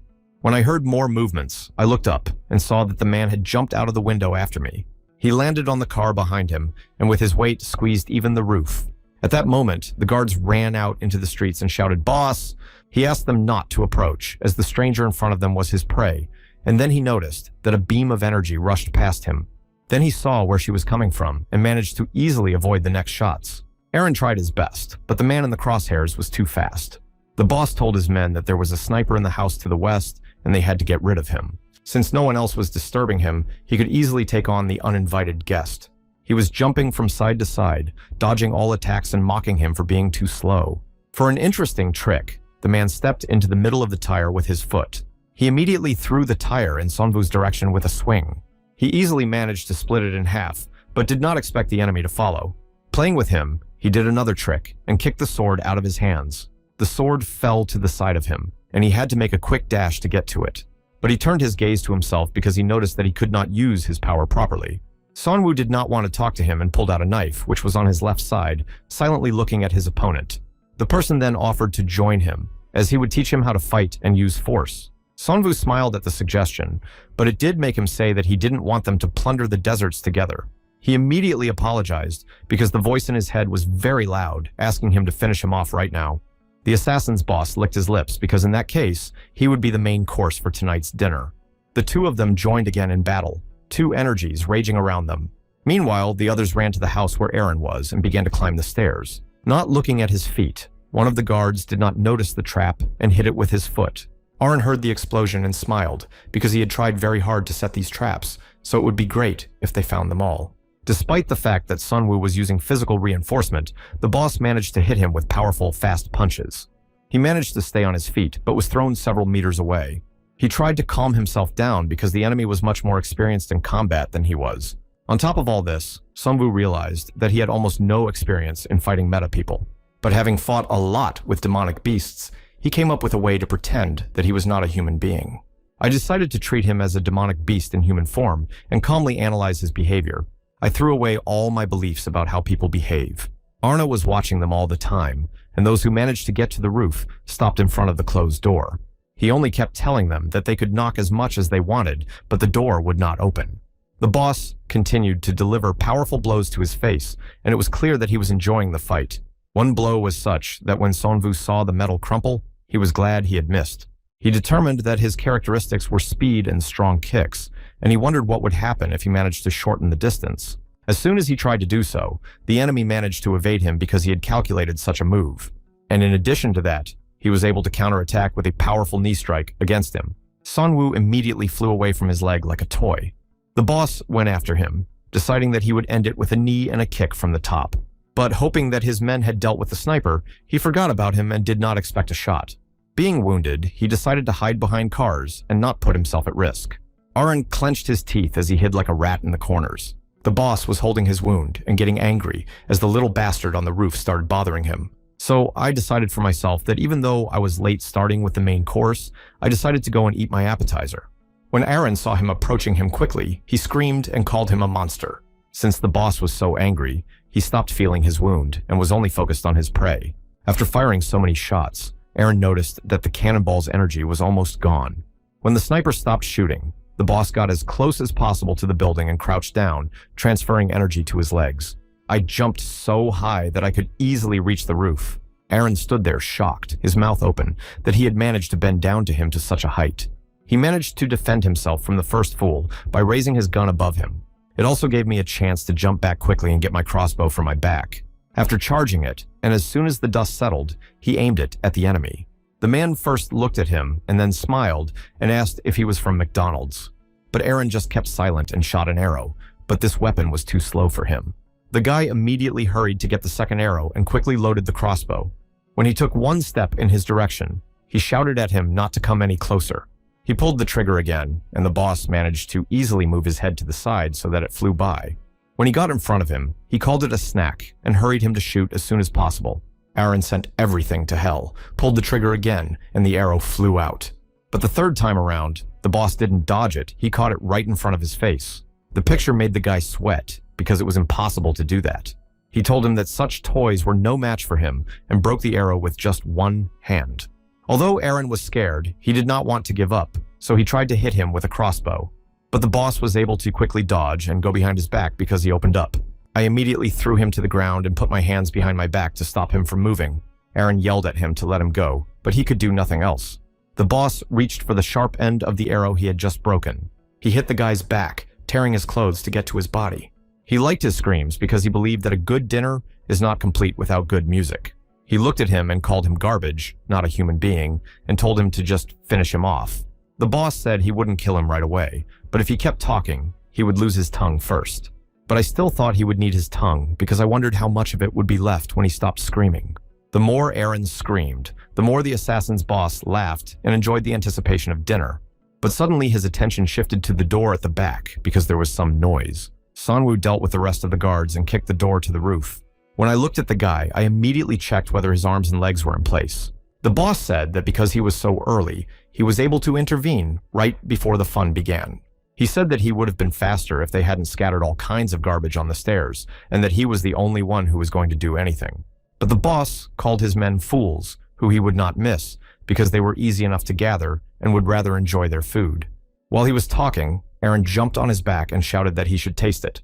This trick provided an excellent opportunity to attack and strike the enemy in the most valuable part of his body. He fell right on the column, screaming in pain and cursing how they dared to cut off his leg. Sanwoo replied with anger in his voice that it was a pity that his favorite leg was not with him. The boss's teeth clenched as he suffered excruciating pain and called him an animal through them. Sanwoo waved his sword at him and told him that he was the only animal among them. In one clear movement, he hit him, and his blood splattered around. Immediately, a voice appeared to praise him and ask him to destroy people's metas and take away their strength. After that, just like in the hospital, he was overcome with pain and energy enveloped his body. Since I lost consciousness, I woke up in the car and asked what happened. Aaron saw that he was awake and said that he had suddenly fainted and scared him very much. Because I could not leave him there alone, I dragged him into the car. Sanwoo noticed that the boy had a lot of energy despite his weak appearance and asked what he was going to do with the car. Aaron took everything they had taken from McDonough and even found precious gasoline here. Sanwoo asked him if he knew how to drive it, and he said that he had driven abandoned cars several times. As the car started, I could hear what kind of music those bastards were listening to. To put it mildly, they were both surprised by what was playing there. Sanwoo said that this was a song by Idol, a band that was popular not long before the Cataclysm, and that the criminals' taste did not match their image. Although we were a little shocked, we could listen to the song and it was time to go. Suddenly, a red flare gun lit up high above the skyscrapers in front of them. Sonwoo immediately asked if the signal was coming from his shelter. Arin replied that yes, it was an alarm, but its color was alarming inside. A girl immediately ran up to Reina and did her best to inform her about the threat. At first, she thought she had some news about Arin and Sonva, but it wasn't about them. Suddenly, it is not clear why the demonic beasts began to run as if from an earthquake. They went outside, and the girl told her to look to the southwest. Minnie, who was already on top, showed Rain the direction to look. Through the binoculars, I saw small animals that looked like rats running away quickly. Minnie asked her not to look down at those little creatures, but to look up. As soon as she picked it up, she saw a monster with wings and a scythe in its hands hovering in the sky above them. She knew what it was and immediately shook because the monster that had disappeared many years ago had somehow appeared here. His accounting resembled a demon, a creature from nightmares that could destroy an entire country's army with a flick of its wing. An S-rank demonic beast that will never be forgotten by the survivors of the Belkist cataclysm. The monster raised his scythe above him and looked clearly in the direction of the shelter. Then he waved it, and a large blob of dark energy flew in their direction. The house instantly split in half as if it had been cut with a sharp knife. Manhwa asked us to stop the car for a minute to discuss something. If there is a medium-ranked monster, he can at least help, but the signal is red, which means that a demonic beast above the average rank is approaching. But Arin explained that it means that a monster of catastrophic proportions is approaching, so you need to run away without looking back. Sonwoo immediately shouted that beasts of this rank are creatures that humans cannot handle. Therefore, nothing will change, even if he comes there. They should leave as soon as possible. When the car stopped, because Sonwoo got into the driver's seat, they turned their heads to see a bunch of monsters coming at them.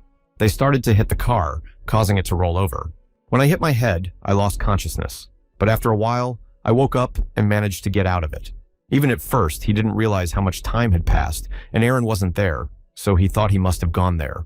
He put his hands on the car's wheel, activated his power, and began to turn it over.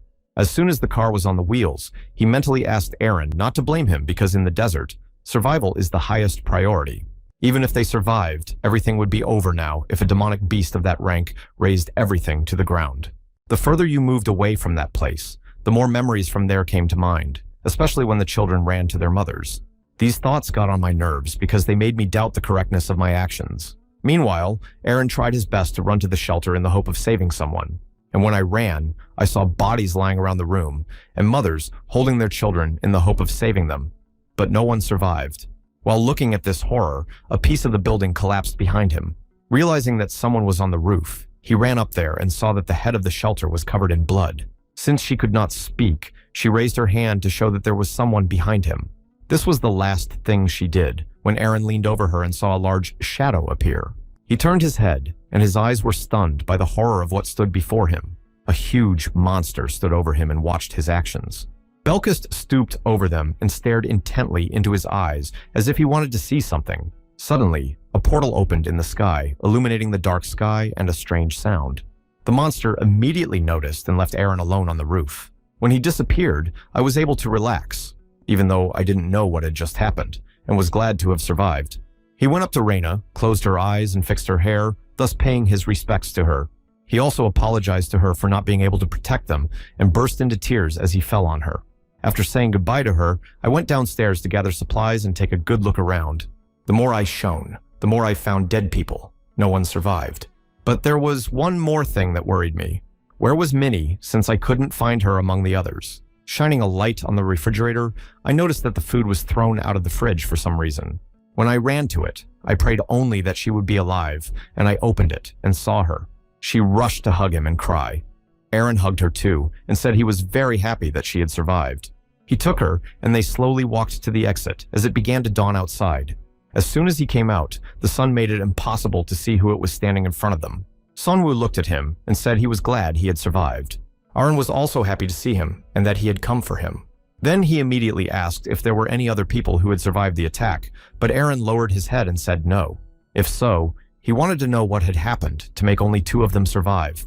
And then Arin said that they saw it, but it passed by after it had studied him. It reminded Sonva of the time a black mantis had looked at him, but it could have been a coincidence. I asked the guy what he was going to do now and whether he had anywhere to go. In this case, assessing his silence, I asked if he wanted to try himself as a guide. Upon returning to Nod, he is going to gather his team of hunters, so right now he is in the process of recruiting people. Minnie will create various crafts with the help of magical technologies, and he will be a guide, so if you like the idea, you can invite him to Nod. Aaron sniffled because he was not sure if he would be able to take them with him and could not finish because he was crying. Sunwoo asked me to stop snotting here because he doesn't like it. On the way, he explained that there are many different groups in Noda, and he belongs to the 17th branch with Kim Busik as its head, though he looked old, but still wow. As we were driving, Minya caught sight of an amazing building and asked us to stop. It was an energy extraction plant that collected carbon emissions from the burning of garbage and processed them into energy. Minnie asked him to speak to her more easily since she is even younger than Aaron. She asked if she could take a closer look, because it was so cool that garbage can be recycled into energy. Sunwoo replied that we could look around, since Area 17 was not far away anyway. They came out and approached a strange sphere with green smoke inside. Minnie put her hands on top of the sphere, and a bright glow appeared around her. Sunwoo was surprised that she could understand the principle of the mechanism in one touch. The skill of magical technology was really impressive. Then he pointed to the field and said that this place was partially rebuilt by Kim Busik, who redesigned the field and made that installation because not everything depended on the battle with the monsters. Since people need to continue living, Aaron suddenly apologized for interrupting his story, because he saw a deer walking in the field, which did not even notice them because of the noise. Putting an arrow in the crossbow, he said that it would be their dinner. The arrow fell before it reached the beast, but it was frightened, looked at them and ran away. Before Aaron could even understand anything, Sunwoo flashed by him, catching up with the deer. He quickly caught up with him, running after him in his footsteps. When he saw him, he overtook him and ducked down in front of him, cutting his throat with a knife.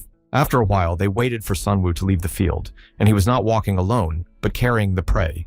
They were shocked, especially Aaron, who immediately shouted out how he had managed to do it. And if you think about it, he thought he had seen this running before. Sunwoo put his hand on him and said that he knew what he was thinking and asked him not to worry. He will explain everything when he gets a chance, but he asked me to keep this secret between them. Looking at the guy, I realized that he most likely realized that it was the killer's intense running, and it was only when he used this skill that he realized it. He also finally realized what his ability was, namely, to absorb the skills of other people. But to make them his own, he realized that he possessed a truly absurd skill. His attention was diverted by Minnie, who noticed the air stations that were still working. She was surprised because it was the first time she had seen them since she had never left McDonald's before. It was amazing for Sunwoo to see that she absorbed any information like a sponge, and I'm glad that she is alive. She came back with bright eyes and asked if she could meet the person responsible for them. Sunwoo replied that of course, when they arrived, she went to the car and shouted to hurry up. She urgently needed to talk to him. A little over a year later, they reached Zone 17, which was an abandoned stadium. Getting out of the car, Sunwoo said that there was a stadium here before the disaster. Now they had to look at the chairman first. As soon as they entered, Jamie jumped out of her seat in surprise. She had a lot of questions about what happened and who the children were next to him. She immediately called the manager to inform him that Sunwoo had returned with the two children. Giving them tea, I was glad that he was able to return safe and sound, as everyone was shocked after Injin's call. Sunwoo asked if she called when she had already become a citizen in Gwangmuen. Jamie asked me not to remind you because after the leader's death, the manager was in shock, and the hunter Sonhu also ended up badly. And 2 kilometers away from the crime scene, they found the object used to destroy them. However, no fingerprints were found on it, so the perpetrator has not yet been caught. While drinking tea, I thought that I had flown 2 kilometers, then the abilities of the awakened ones were really incredible. But if no fingerprints were found, it means that a person who enjoys great trust got involved. Jamie was angry because if he had left the city long ago when she called, he should have been here by now, and since he was not there, they thought he was dead as well. Sonvu explained that he had to do something on the way, and these children were assigned to that case. And since there was some information to discuss, he asked me to go to the office for a while. She was grinding her teeth because he made a face, as if nothing had happened. Sonwoo explained that there was nothing he could do about it, as they had already done everything, and that this discussion was related to his return. Jamie calmed down because if she talks like that, she must have something important to say. Standing by the window, she turned to him and told him to say what he wanted. Sonwoo asked if she knew about the shelter in McDonough, and if so, it was now completely destroyed. But she doesn't understand what's so special about it, because it's not a rare occurrence for shelters in the desert to collapse. Asking her to be quiet, he whispered quietly that there was an S-ranked monster, Belkist. The girl's face immediately changed. She opened her mouth. Her eyes became wide, and her skin seemed to turn even more white. She immediately asked if he was sure because Belkist had never been to the Korean peninsula. He shouted that he was sure because, except for him and those two children, all the people from the shelter in Mokden and the group of killers were killed. Jamie asked to wait because Nod is annoyed that there are such killers, but according to him, it turns out that they all went to Belkist. Sonwoo knew what he was doing, even though it was a little bit wrong, and he didn't want to easily correct the truth because he had to worry about a lot of things without it. She asked him what happened to that monster, and he replied that he disappeared into the portal after destroying the shelter. Jamie lowered her head as she felt sorry for the people of McDonough, but on the other hand, it was good that more people didn't die. Sonwoo told her that he had a hypothesis about Belkist's behavioral pattern, and she said that even that was very much appreciated. He continued to say that it looked like the beast was using body temperature to track people. She immediately interrupted him, or was there any evidence to support this theory? Sonwoo said that those children hid in the refrigerator, and that's how they survived. Jamie immediately entered this information into the system as it would be very useful in the future. Sonwoo asked her that it would be very nice if she gave a good price for it. To reassure him, I told him that the price for such information was at least 40 cores. When he heard this, he suggested that instead of the kernels, he would like to receive information that is no less important. He wants to find a lonely, goal-oriented person who can lead a team. She wondered if he would try to find the team that was looking for a guide. But if he wanted to, Nod would have found a team instead, so why would he waste such precious cores? So that she would have fewer questions, he quietly said that he had woken up. Only she and the branch manager knew about it, so she asked them to keep quiet. Jamie asked him what his ability was and his rank, and Sonwoo replied that it was an amplifying ability of about 15th rank. This made her shake, because it meant that he was a middle-class person. It was incredible information, as the best guide of Zone 17 became a metaman. And that's why he wanted to create a team with himself in the center, and he was going to take his children with him. Jamie was a little shocked because first the best team in the branch fell, and now their guide was back alive and kicking. Kim Busick kindly took him in, smiled, and said that they hadn't seen each other for a long time. I immediately noticed that the world is really changing very quickly. Even the friends who seem to be always there for me have left this world. And the snotty sucker sitting in front of him has finally become an adult. Sonwoo joked with him that he shouldn't forget that he had been a bit old. He laughed because that's why he asked me not to cause him trouble. But then he asked if it was true that he looked older than his years, and they looked at each other and remained silent. He called them silent jackals, but he was glad that he returned safe and sound. In addition, he asked the awakened person whether he wanted to hide this fact. Sonwoo replied that he wanted only he and Jamie to know about it. The chairman said that people at the head office are more loyal to Met Invest, so he doesn't quite understand why he needs to keep it a secret. Sonwoo looked at him and answered honestly that since he was his hero, not Nod. The manager laughed, called him a jackal because he liked to hear such things, and asked about his children. He explained that he was going to make them part of his team. He will teach one of them the skills of a guide and a fighter, as he believes that the boy is very talented, and he will take the second one to his team as a magical technologist. Kim Busick could not even imagine that he would ever find such a person. Thus, he realized that he wanted to take this girl to the team, so that Nod could take her to make artifacts of an attacking type. Sonwoo expected such ingenuity and added that if his team could get a task, he would like a task to kill the assassins. The manager realized that now his subordinate wanted to hunt people and thought that he had been living in this world for too long. Since Sonwoo wanted to get on with his business, he answered with his own words that the world was changing rapidly. And finally, I remembered and asked Jamie if she could gather everyone from Zone 17. She threw up her hands and asked if they were going to take everyone out of the zone, and she heard that they were. A little over a year later, a crowd of people gathered outside the office and took turns approaching Sonwoo. He would take people by the hand, close his eyes, and wait for 30 seconds for something to happen. If nothing happened, he would thank them and call the next person in line. The next man was subjected to the same procedure, and he grabbed the arm of the silently standing man. A woman standing behind them was indignant at what they were doing and why they took everyone away from their work. Calling for the next one, the woman pushed the man in the side and shouted at him to move. I held out my hand to him and grumbled to him to do what he wanted as soon as possible. Sonwoo apologized for distracting her, took her limb, and repeated the procedure. Suddenly, an electric shock went through his and her bodies. She took her hand away and looked at him with a frightened look, asking what he had just done. Standing there, I looked at her in confusion and asked myself if this woman was also a metahuman. Sonwoo apologized to her and asked if she could give him her hand again. Although she was outraged that she felt strange after that time, she reached out to him. Closing her eyes, the voice inside her appeared to destroy her and take away her powers. The woman asked him if he was acting strangely, and it took her breath away. Ignoring her words, I asked if she had any interest in hunting demonic beasts. She didn't understand what he wanted to say, even though he was cute and flirted badly. But Sunwoo tried to ignore her words and thought to himself that he had heard that voice for sure and that he was facing a person with very bad behavior. He sent it and thought that it would be a great opportunity to find a good candidate for the team, but unfortunately, he would have to forget about his partner in this area. Then he loudly told the people that today they could all be free. That red-haired woman asked him to wait because he made these people waste time and didn't even say why. Her behavior was disgusting, and she does not think that she crossed all the boundaries and said that she is now disrespecting a member of the Node with her behavior. Didn't she know that in order to survive in the desert, everyone had to know their place? I thought about it for a while because I didn't know he was connected to the organization. The men who were behind her shouted asking if she was okay. Sunwoo asked who they were, and Jamie said that if he knew Kang Hyung-soo, they were his subordinates. When the woman was surrounded by men, she said that she would like to spend more time with him, but they would not let her.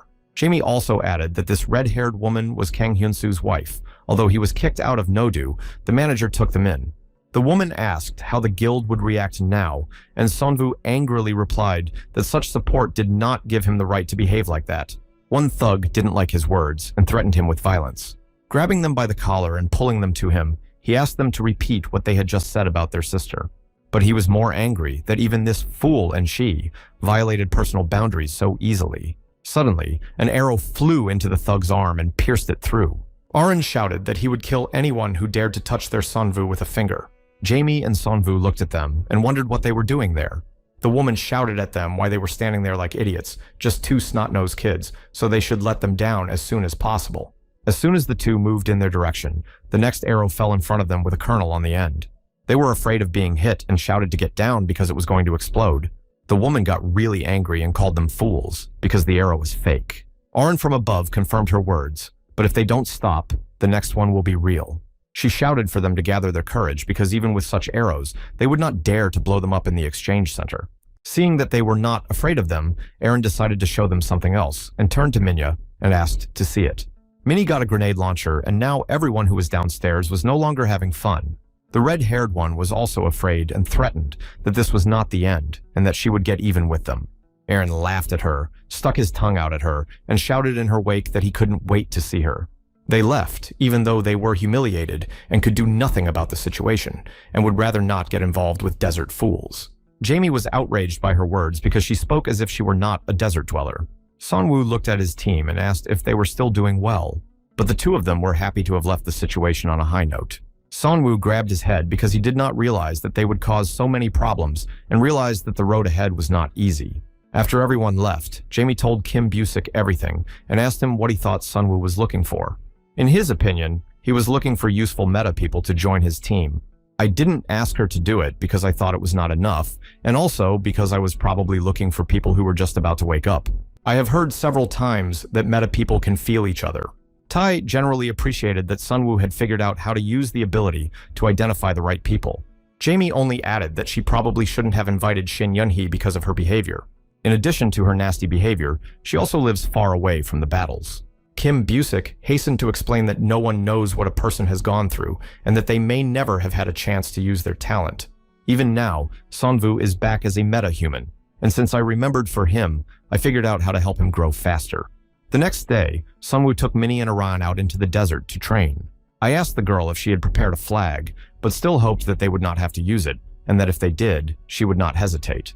He also emphasized that she should calculate the radius correctly, because you can't use a bazooka like you did last time, because it can hit him. While explaining further, Aaron turned in the other direction as he noticed someone approaching them.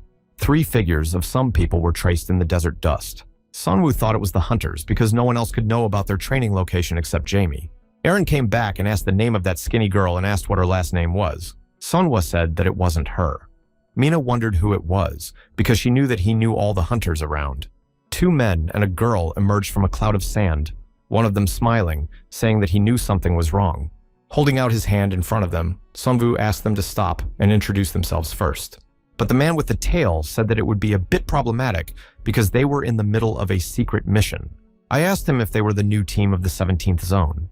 The fact that he knew who they were made him seriously worried. The man also added that he looked like a small, anxious cat. Aaron jumped in front of him to watch his words if he didn't want him to tear out his tongue. When I approached it, I was delighted because I had never seen anything like it before. The arrowheads on his belt are not made of cannonballs. This technology was really impressive and very interesting. Pulling out a knife without being seen, Aaron threatened to listen to him because if he dared to touch someone else's weapon, he would not be safe. Then the man raised his hand above him and calmed him down as he was about to leave. He didn't want to spoil their fateful meeting, so he suggested that they live together. Sonvu, who was watching the situation from the side, realized that it was Aaron who was in danger. Since I didn't even notice how the big guy drew his sword, the girl with the scythe looked like the leader, so I was even more afraid of the thugs. They were clearly not ordinary people and why they appeared before them. A man came up to him and said that judging by his reaction, Kim Busik had not told him anything. Sonvu immediately asked how he knew him, and the man was even more surprised because the old man hadn't said anything at all. Therefore, he introduced himself as a covert team of Zone 17. This should be surprising since the manager did everything to keep this information secret, and if they were known, they would not be a secret team. The girl introduced herself as Hunter Kwan Sung from the Code Blue team. When Kim Hyun was healthy, he had a strange habit of starting to speak only when someone spoke to him first. And he was the leader of the Code Blue team of Lee Jingxing, so he will be familiar. Then we shook hands, and he introduced himself as Kim Seongwoo, the commander of the Pauser team. The name comes from the word devourer, and Lee Jingxing thought the name sounded angry and cool. But he named the team because he named it after his skill and wanted to indicate that it absorbs other skills. Kwan Sina also appreciated the name because at least it was better than Code Blue. From the very beginning, they were actually Team Blue, but because the commander said it didn't sound cool, they added a random word. Hen also said that only later they learned that it was a medical term. The commander asked him to close his mouth because he opened it when he didn't need to. Kwan Sina also decided to make a joke by issuing an alarm, that code Blue Cardiac Arrest Alarm. Sonwoo looked at them, but remembered a conversation with Kim Busik, how he also told him the name of the team for the first time. The manager could not think that he would choose this name again, but Sonwoo did not understand what he was talking about. He went on to say that an ordinary person as a guide and a magical technologist are not the most balanced team. He needed someone with Sonwoo's melee skills and didn't expect any other tips from the branch manager. He will ask Jamie to look for candidates for his team, and it will be difficult to find people outside the team. But Sonva did not care because if she ended up with someone she could trust, the wait would be worth it. Then the manager said that the shelter in Buchen would disappear in a month. There is a talented meta person there, and he is going to invite him to join their team. Sonwoo noticed this because he could only know this if he had the skills to look into the future. But he just laughed, because if he had such skills, he would not have sent Changsa to his doom. To move on to another topic, he asked if he was in the process of training children. I was also worried that his awakening was late, but it was so easy to move forward. Sonwoo again noticed that the manager seemed to know that he would wake up, but he laughed and repeated that he could not look to the future. Although Kim Busik speaks rather vaguely, I'm sure that he knows everything that will happen. The manager wanted to build a good team, so he asked me to use this opportunity to consolidate the basics. It seemed to Sonv that the old man was definitely up to something, but he kept smiling and denying his words. Returning to this situation, I realized that Kim Busik read him like opening a book, never knowing how much the old man knew, and it even scared me sometimes. Lee Jessen said that they had come to help them with their training, but if they were convinced that they were not doing well, they would take them over. So if you think you can't handle it and you're not sure of yourself, it's better to give up right now. Sonwoo was still thinking and decided that it didn't matter what plans the manager had, so he would just do what he said and take advantage of his rare ability. Then he replied that if a fight means a fight, then to make it more fun, we had to come up with a punishment. Li Jingxing liked that he was in a good mood and that he needed to show his basic skills first. In this case, Sonwoo asked them to evaluate the skills they had trained. He turned to Aaron and gave him a stern look to let him know that time had begun to run out. He took a jar out of his pocket, opened it, and poured a strange substance onto the sand. Judging by their reaction, I realized that this was the first time they had ever smelled the rotten flesh of a demonic beast. To get rid of this smell, they decided to stand back and watch them. Sonwoo ordered everyone to take up their fighting positions and they would begin. Kwan Sung asked the leader what they were going to show them, but he remained silent. Sonwoo shouted to his team that the creature was here, so he quickly ordered them to disperse. Code Blue did not fully understand what they were going to do. As the creature approached, Sonwu clenched his fists and activated his powers. Suddenly, a creature emerged from the ground, and when it broke free, it covered the sun with its shadow. A huge monster that looked like a worm with sharp protrusions at the end of it was floating in the air. The worm against Sonwu was of an impressive size, and it was hard to believe that such a creature lived underground. As far as he knew, the ugly worm could attack in two ways. It can break through the ground and swallow ground targets, or it jumps into the air and absorbs the target upon landing, after which it disappears underground. So to increase your chances of winning, you need to destroy the worm before it goes back underground. It had to be cut along the length where its parts met. The team that was watching saw what he was doing, but he only broke the surface with this movement. He shouted that it was time for Aaron to act and to shoot an arrow. The arrow with the core was stuck just in the wound of the worm, a few seconds before the explosion. The explosion caused the worm to rise into the air and growl in pain. Li Jingxing assessed why Sonwu had to carry that wound to blow up the place. But Quan Sung was more interested in how they placed the explosive energy of the core in the middle of the arrow.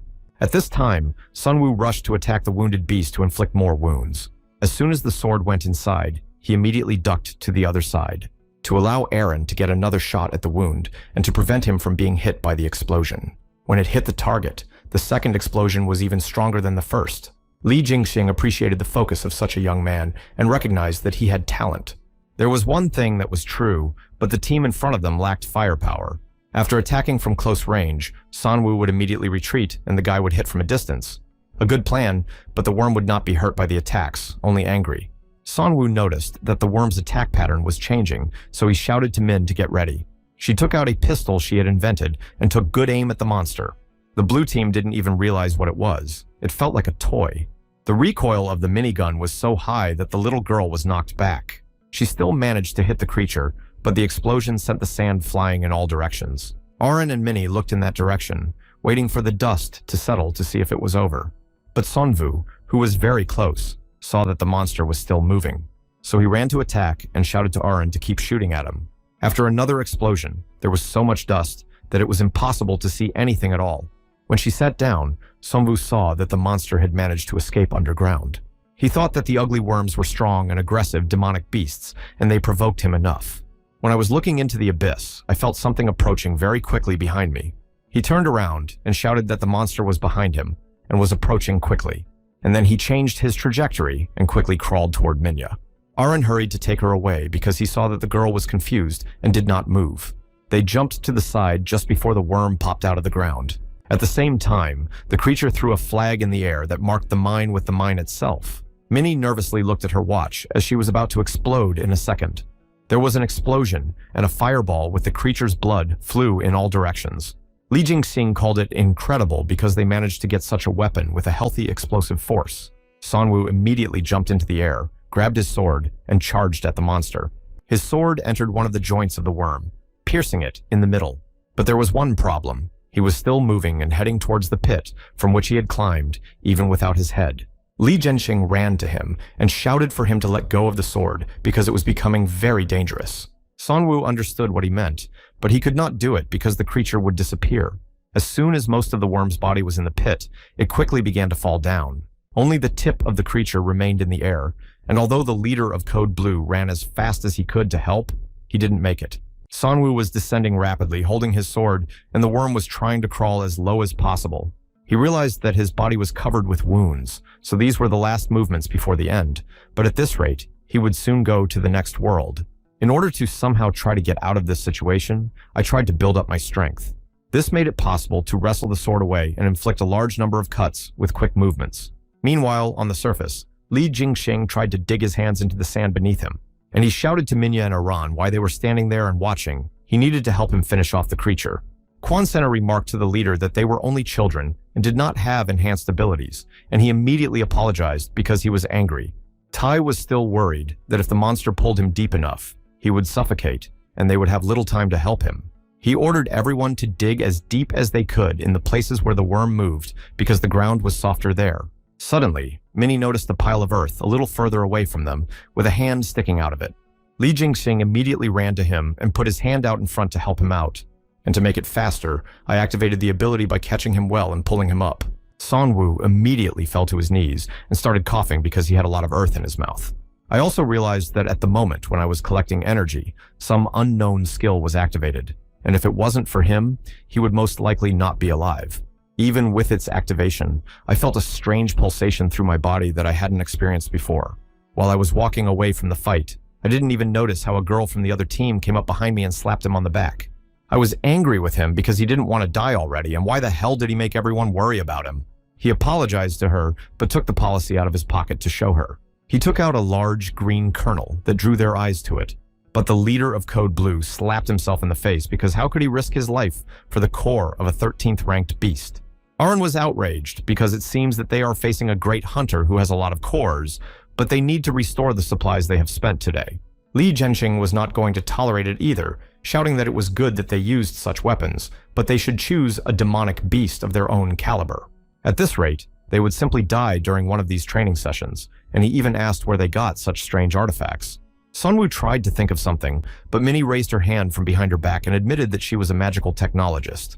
This surprised and reassured him at once, and he immediately asked her name, and she replied that she was Minnie. Sunwoo warned that he did not want anyone else to know that they had a magical technologist. Scratching his beard, I realized that Nod would not sit idly by, as such abilities are very rare. Then it was Aaron's turn, and he was excited to be introduced to them. But Li Jingxing treated him coldly because he was still a little angry about his knife to his throat. But he was more interested in finding out what skills Sunwoo had as a leader, because his skill is very similar to that of Changsu, and this raised the question of whether he learned it from him. He was surprised that he thought he had copied and adopted all the skills of Changsu, but then he used lower body strengthening. And I hadn't seen this skill yet, which was strange because there were several unrelated skills that seemed as if he couldn't really show them to the end. Sina asked if it was possible to have several skills, and the leader replied yes, if they were similar to each other, and he had never heard of so many in the body. Sunwoo did not know what words to use, and he was interrupted when the ground suddenly began to shake under his feet. This vibration meant that another ugly worm had appeared and was rapidly approaching them. It must be that this monster is from the same egg as the first one, and it must also be finished. Li Jingxing asked him what he was going to do in his condition, as he had not yet recovered from that battle. Sunwoo then smiled and said that they would not refuse and would gratefully accept help from their Sanbei. They gladly accepted this, and now they could show the hunt free of difficulties. Turning his head to the girl, he noticed that she was not a combat member of the team. Only 2 men jumped out in front to meet the rapidly approaching enemy. The worm jumped out of the ground right in front of them, and they managed to jump to the sides. Aaron, shielding Minnie, noticed that the monster in front of them was bigger than the one they had fought. Sunwoo noticed that the monster was about to dive to attack, but since he was now without his shield, they could try to attack first. Li Jingxing shouted to his friend that the worm was going to crawl back, and he needed to stop it. Svensic shouted, swinging his sword, and it immediately turned a light blue color. Then he shouted out the Sword of Moonlight, swung it, and the energy from it flew straight into the monster. The blow was so powerful that the monster's blood splashed around and it stopped its movement. The Pauser team stood there looking at it, and they all had different guesses as to what it could be. Sunwoo didn't have time to see it because it happened in a second, but he thought it looked like a skill he used. Neither the energy of the sword of the leader Li Jingxing, nor his unknown energy was caused by the core inserted into the sword. Most likely, they had just seen the power that came from the very purpose of man. Minnie saw that the monster started to run away, so she shouted to them to pay attention. But the 2 of them quickly mobilized and plunged their swords into both sides of the creature. Li Jianxing shouted to Heng to hold him tight and not let go. The monster began to move, causing the swords to cut through its body. It was then that the leader noticed that they had stuck their swords in the core section and shouted to pick them up. They both put a lot of effort and strength into it, and it resulted in the monster being pulled to the ground. And on cue, they made a jerk together that threw the ugly worm over them. The leader took a fighting stance, but this time his sword glowed red. Although the first word was Svensic, the command was the second, namely the explosive sword. The energy that escaped from him hit a part of the monster and tore that place into small pieces. When Sunwoo saw this, he was immediately nervous because this man's abilities were on a completely different level. Li Jianxing raised his thumb up, closed his eye, smiled, and asked if they had seen what real hunting was like. As he stood there smiling at them, the monster's head began to grow larger and larger, until blood and mucus came out of her and flew straight at him. Since he didn't see it, it all came crashing down on his head, and he didn't even step aside from the suddenness. At the same time, there were many similar but small worms in that mixture that quickly attacked him. Arin and Sonvu quickly rushed to the rescue because these worm parasites were dangerous due to their numbers. Li Zhengxing was writhing in pain and screaming for them to help him get off him as soon as possible. It seems strange that he managed to destroy this worm like a true professional, but he didn't think he would make such a stupid rookie mistake. Since almost all hunters, especially those of his caliber, know that before killing an ugly worm, you need to get rid of its parasites. I also saw a strange thing and shouted to his team while they were standing there watching. Hen made a face and immediately said that he didn't like the little bugs. Sonwu looked at him and said, "I'm sorry," because he didn't understand what he had just heard. Li Zhengxing raised a trembling hand and shouted out the name of Sina, who was sitting on the hood of the car. He could barely speak and mumbled that the time had come, but the girl did not understand. Almost crying, he shouted that he would leave them all to her if only she would help him. But she didn't want to believe his words, so the leader added that he would double the number of special dinners. He was already screaming to stop behaving like that because he felt that his strength was beginning to leave him. And then he promised her that she would get a bonus on her next mission, in addition to double lunches. Quan Sena looked up at him, smiled, and said that she could take it back. Then she asked the handsome men to move to the sides as they would only interfere with her. She closed her eyes, raised her hands, and then a strange energy formed over them. The energy was directed to the leader's body, and it began to burn with a curious flame. Sonvu watched as the parasites disappeared and he recovered, and could not believe his eyes that he was seeing a man with healing abilities in the desert. What was even more surprising was that she could use her powers from a distance. After finishing her work, she smiled again and asked Li Jensen if he was feeling better. He stood up as if nothing had happened, although Sonwu's face showed that he was puzzled. I immediately asked him if he was okay, and he replied that it hurt a little bit as it looked from the outside. Unable to stand it any longer, I asked Li Jingxing what had just happened here. The leader held up 2 fingers and boasted that this was an original story he created with Kwang Sung in the lead role. To understand everything correctly, I stopped him and asked if the whole scene was already written. He replied that it was correct, that this scene had been planned from the very beginning of the appearance of the ugly worm. And I almost ended up with a bad result because of Sina's unexpected improvisation, although it turned out even more impressive because of it. When everything was cleared up, Sonwu now asked what kind of attack he had used with the sword. His question caught the leader in an uncomfortable position, as if he knew nothing about core energy. Shaking his head to the side, he muttered that they had a long way to go. But he asked them not to worry, even though everything did not go according to plan, and they all passed, thinking that now they deserved to be called their mentors. Li Jingjing began by first explaining the theory that Sina would help him with, because there is no one who can beat Sina in controlling the energy of the core. Sonvu immediately asked if he could teach Aaron and Minnie this. The leader explained that since the boy was not a meta person, such training would be useless for him, and it was too early for a magical engineer to learn such things. But if he wants to take part in battles, he needs basic melee skills. Since this is Hen's specialty, he will be the one to train them in close combat. Oren felt immediately what kind of training method it was. Hen was a harsh teacher, and even before he had recovered from the sparring, he ordered him to fight again. While they were occupied, we could start the lesson with basic knowledge, so I asked if he had heard that people were divided into categories. Sonvu knew that they were broken down into 6 categories: physical enhancements, extraordinary powers, magic technology, psychopathy, and taming evil. Li Jingsing explained that these are the most common categories of people's goals, also called intrinsic traits. The core energy that each person has varies according to their unique characteristics, so some people will get physical enhancements and others will get fire skills. Sonwu asked him to explain it more openly to understand what he was getting at. He did, but stretching out his hand to him, he showed a strange glowing ball in his hand. He added that if it does not go through this transformation, it will not be able to release a particle of the nucleus, which is what they call a common feature. This also applies to his moonlight sword and explosive sword. He collects some of the energy in the sword and then releases it. Sonwu immediately recognized that such commonalities were incredible. And that's not all. There's another reason why the general traits are important, because they directly influence the growth of his core energy. If you know how to use common features, you can significantly increase the amount of energy. Sina has taken the initiative. When people talk about growth, they usually think about improving skills, but the core itself can grow thanks to these traits. Sonvu wondered if this meant that he could combine the energy of all the abilities he had received. And if it continues to absorb abilities, it will be able to grow 2 or 3 times faster, if not more. The leader wanted to end the talks and move on to practice, telling them to concentrate and drive the car anywhere with all their might. Gaining strength in the fist, the blow instantly crushed the iron under it. Li Zhenxing looked at the door and said that the blow was not bad, but he did not expect it. He returned to Sina and asked her to jump out of the car because he wanted her to demonstrate something. When they moved back a bit, she asked the commander whether it was worth trying from this distance to begin with. She apologized to Sunwoo for being confused, but she needed to find out from him.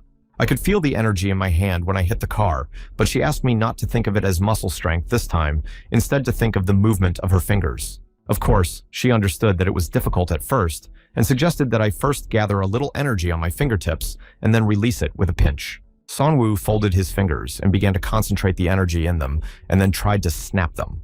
The energy flew like a bullet past Li Jingxin and crashed into the car. From the expression on his face, one could immediately understand that the man was not expecting this at all. They both ran to the car, not believing there was a hole, and he managed to do it the first time. Sunwoo approached them and asked if he had done everything right this time. But Sina also had questions for him, so she asked him if he had really managed to feel the flow of energy, and he answered that he had. Li Zhongxin asked to listen. Of course, Kim Busick will be angry about this, but he should seriously consider going to Noda's headquarters. Although I despised them myself, the training program there was really incredible. In fact, it would be better for him to stay here in Zone 17, but if personal growth is important to him, we should consider this possibility. Sunwoo asked why the branch manager should have been angry with Li Jingxing, who replied that they both despised the main management. These words made me think that the two of them despised the main leadership of the organization. Li Jingxing added that he said this because he is a manager's man, so he asked him to be more careful when talking to strangers. After the training, some time passed, and Sunwoo stood in front of the destroyed bridge, looking at the column in front of him. He closed his eyes and began to accumulate energy inside himself. Then he opened his eyes, looked at the target, shouted Svensik's Sword of Moonlight, and made a movement that caused the energy to burst out of him. The energy passed through the column like a knife through butter, dividing it into two parts. But that wasn't all. He shouted out Svensik's explosive sword, and a force of red flew after him. When the dust settled, it was clear that the explosion had shattered the top of the column into small pieces. After finishing the workout, I went to the office and looked around the room. When he didn't see Aran, he asked the minion where he had gone and why he wasn't with her. Minnie explained that Aaron has been acting strange lately, even telling her to go without him, except when they are training, and she doesn't know what he is doing. Sunwoo asked if he could find a friend for Minnie, because with his temperament, she was afraid he would get into trouble. Suddenly, a sound from the door caught their attention, and they thought that the guy was listening in. But when I came out, I saw that there was absolutely no one in the corridor. As soon as I was about to go inside, I saw a note on the door. What Sunwoo wrote there immediately made him tense and worried. Meanwhile, Aaron was tied up in a room surrounded by people. A man was sitting in the chair behind him and was asked if he thought he would come for him, and he replied that if he did not want to lose his friend, he would come as a cutie. Janie brought Sonva to the place where the note said. He thanked her and told her that she could go because he could handle the rest. When I entered the room, I stopped in front of the entrance to let my eyes get used to the darkness. And when they got used to it, they saw that at the other end was a group of people with Aaron tied up. Sunwoo was shocked by the sight and shouted to him to see if he was okay. Then, he shouted at the men what they were doing, but they also told him who he was to be rude to them. Their boss asked them not to interfere and asked if he remembered how he treated his wife, but it was too long ago to not remember. This made everyone worried about what to do with him, but this boy showed up here himself, which was just in time.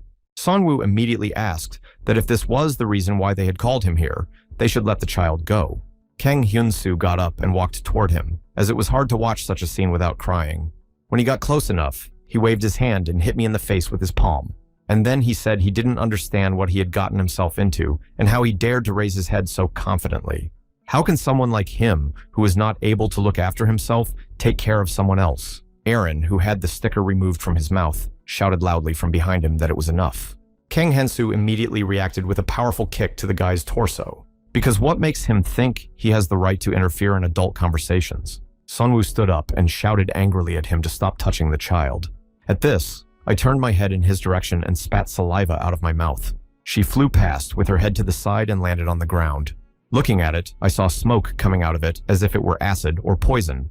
It was not like his ability, so most likely he was hiding such a weapon in his mouth. Suddenly, a voice inside sounded to destroy him and asked why he was hiding his power. He doesn't want to let this garbage get away with such behavior so that no one else will bother him. And when he swung to strike Sonhwa, he managed to easily intercept his blow. Of course, Kang Hyunsu did not immediately understand how such a weakling managed to block the blow. Squeezing his hand harder, he asked him to stop behaving like that and give Aaron back. But he only shouted that he was a guide and wanted to meet the end at his hands, not that he had already forgotten his place because the branch manager was covering up with yoga. Of course, to stop this conversation, Sunwoo squeezed his fingers even harder and made a fist. Kang Hyunsu closed his mouth as pain began to spread through his arm. At that moment, Sunwoo agreed with his inner goiter voice to make an example of this hunter. But he was immediately knocked down by Aaron, who hit his head on his stomach. He looked at him and told him to come to his senses and not to do it. While they were looking at each other, Kang Hyunsu took advantage of the situation and ripped out his arm. After that, he was hit in the face with a powerful right fist. Sunwoo managed to stay on his feet but froze in place as if thinking about something. And he turned to the man, bowed his head, and asked him to forgive him and to ask for his forgiveness. Kang Hyunsu said that his wife did not say anything specific, but if they behave well and are careful in the future, everything will be fine. He also added that the younger one also needs to be more careful in the future to avoid getting into such situations. People couldn't believe that their boss was going to let these two go unpunished so easily. Sunwoo thanked him and said they were leaving, took Aaron and led him to the exit. The subordinates ran up to the boss and shouted that this was no way to teach them a lesson. Unable to stand the shouting, Kang Hyunsu shouted at them to shut up. I realized that if the kid hadn't stopped him, his arm would have been crushed, and he was just a guide. The strength was incredible. Sunwoo untied Aaron and thanked him for his good work, for if he had not stopped him, he would have done bad things. After that almost happened, I couldn't look the manager in the eye anymore. Aruna said that he taught him that a guide should make rational decisions in all kinds of situations and put the lesson into practice. Sunwoo asked how he was captured by those guys, and the boy turned around and said that he was walking here and there and came to the neighborhood of the shelter. According to him, it turned out that he was just walking around collecting information about the surrounding area. Aaron said that it didn't matter what he did because he was the only person in the Pozzer team and he had to be useful in order not to get kicked out of the team. Sunwoo asked me not to put my life on the line from now on, but to develop my skills. But he had his own opinion because a person like him doesn't need ballast, and after they met the blue code, he realized his place. I also realized that he really had no unique powers, and before Minnie could start looking down on him, he needed to be a good guide. Sunwoo denied that not all meta people look down on people without abilities. But Aaron did not understand how he was saying this, because ordinary people are inferior, and this order was created by Nod himself. He looked at him and thought, because Aaron did not know that he was also ordinary, but he had already forgotten who he was. And from the words about Nod, I remembered that Li Jingxing emphasized not to trust anyone in the organization, as not everything is what it seems. When we returned to the office together, I asked Minya where the branch manager was. She said that he had just left Jamie's, but she didn't know where exactly. She noticed Aaron's battered face and immediately asked Sunwoo to clean him up. And now, we had to wait for Kim Busik's manager to talk to him to get rid of Kang Hyunsu. While we were talking to each other, I didn't even notice that Hunter Hen was sitting in the chair next to me. He asked him if they hadn't gone on a mission, and where the Hunter, Jensen, and Sina were. And then the embarrassed Hunter said that something had happened, so he would forgive him for helping him. Sunwoo asked him to calm down and explain everything in a way that he could understand. Heng turned his head to the side and began by saying that their leader was attacked. This start was surprising because Li Jingxing was at least a 7th-ranked mystery as to how he could have been attacked. Hen continued to tell us that not long ago they received an assignment from the branch manager.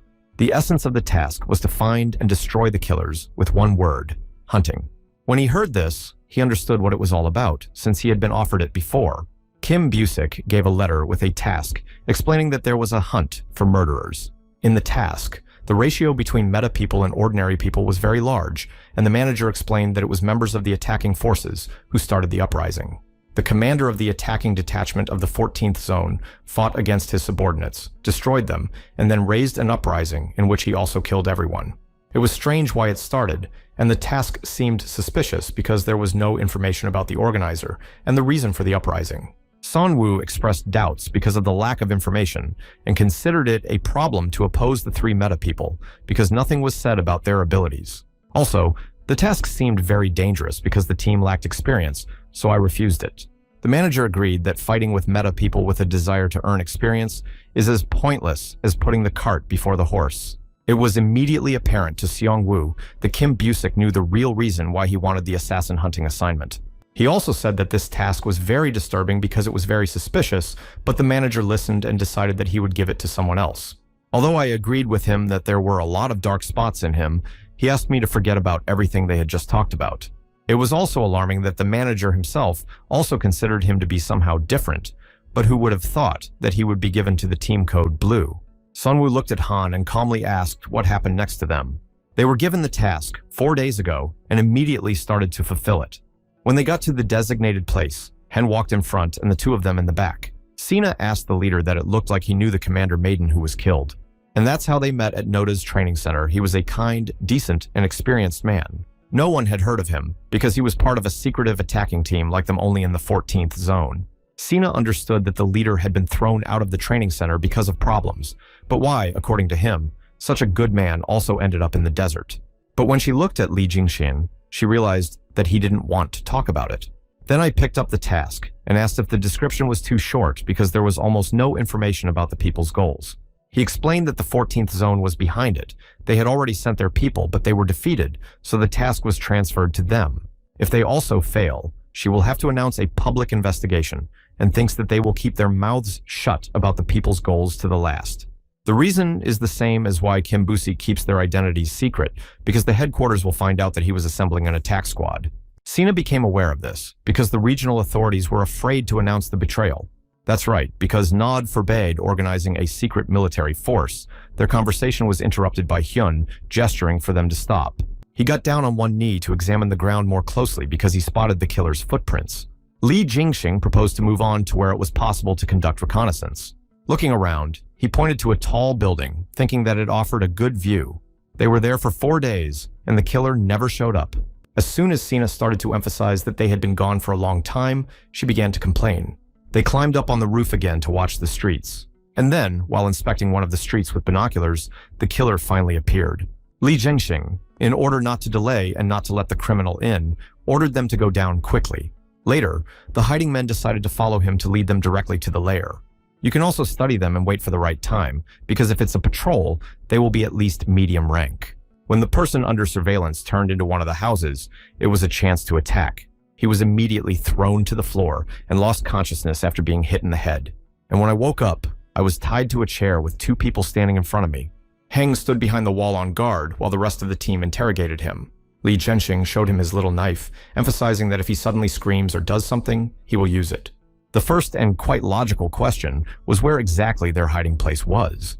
But the man followed up by asking if they were from the Noda headquarters. Because he was evading the question, it turned out that his lair was here, so the second question would be why he betrayed Maiden. Because the man mentioned this name, he guessed that they were not from the main headquarters, but asked where they were from. Li Jingxing saw no point in hiding, so he said they were from the 17th zone. The man realized that they had been sent by Kim Busick. Of course, the fact that he knew the name of the branch manager raised suspicions. Then he asked who they were and what they knew because they were asking stupid questions. Slapping himself on the head, Li Jingxing was indignant because he hadn't met such an impudent person who didn't know his place for a long time. Then the man's eyes shone purple and everything became a blur. Before Li Jingxing could even ask a question, his eyes turned that color. Sina saw that something was wrong, and shaking, the leader asked him in a quiet voice if he was okay. Because of this question, Hen looked like he thought something had happened to them. And I saw that their leader's eyes changed, and he was approaching her, so I shouted to run away. Since she did not understand the situation, she turned her head back and felt the knife enter her stomach. Heng explained that he did not see it because he was protecting the entrance, and when he turned around, he saw the leader's eyes. They looked lifeless and unfocused, and they also gave off a strange glow. Sanvu focused on what he meant by the strange glow he saw. When I answered yes, I meant exactly that, and a strange feeling appeared that I hadn't had before. It was confusing that he didn't even manage to see Li Jingxing attack him. Only thanks to good reflexes did he manage to put up a block and stop the kick.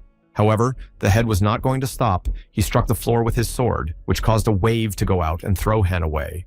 He then shouted at him in the hope that it would come to that if he continued to behave like this, he would have to fight seriously. And yet he took 2 swords from his back, released his strength, and took a position. Although I knew perfectly well that if the leader used cores in the battle, he would not have a chance, but he would definitely not lose in technology. I decided to try to attack and jumped up to the top to attack the leader from the ceiling. Although Li Jingxing was not himself, he remained as strong as ever. He managed not only to block the shot from the top, but also to take the initiative into his own hands and attack. Despite the reinforcements, Heng held on with all his might when the leader put pressure on him. Then I realized that I was wrong when I decided that he would be slow because of mind control. Grabbing the swords well, he pulled them forward and threw them aside.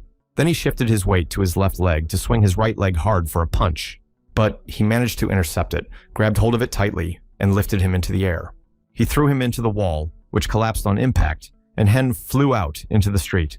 As soon as he stood up, he saw Li Jianxing come to the edge and look at him. As soon as he was about to step down, Sina came up and grabbed the leader's hand, begging him to come to his senses. Lifeless eyes looked at her while a hand raised a sword above her head. Suddenly, a voice behind me ordered me to stop, and the leader's hand froze. The man said that healers were very rare, so we had to capture her. Sina looked at him in disbelief when he managed to get rid of the rope. But because the leader hit her neck, she lost consciousness and fell into his arms. The man walked to the edge of the hole and looked at the circle and saw that there was no other one. After this story, Aaron was disappointed because his comrades were brainwashed and kidnapped, and he just ran away. Sunwoo said that he was wrong because Hyun did a great job of escaping from the puppeteer, just as he would have done if he had been taken over as well. The goal of people with psychopathic abilities is to take control of people. The guy immediately had a logical question about what the commander would do now, what he heard, and what he thought. Aaron expressed that the head of that team pissed him off, but he helped them with their training, and they felt like they were the only team with them. Sunwoo again remarked that he was wrong, as the guide should put the safety of his team first. In order to save a colleague who is in danger, according to him, others would have to be put in danger, so there would be no one left in his team. After this little lesson, he expressed his opinion that he also believes they should save Code Blue. Both the leader Jensen and the hunter Sina are talented meta people, and if they are both under control, they will become a serious threat in the future. Even though they came to the same conclusion, he should foresee all the consequences and think ahead, which is exactly what a good guide should be.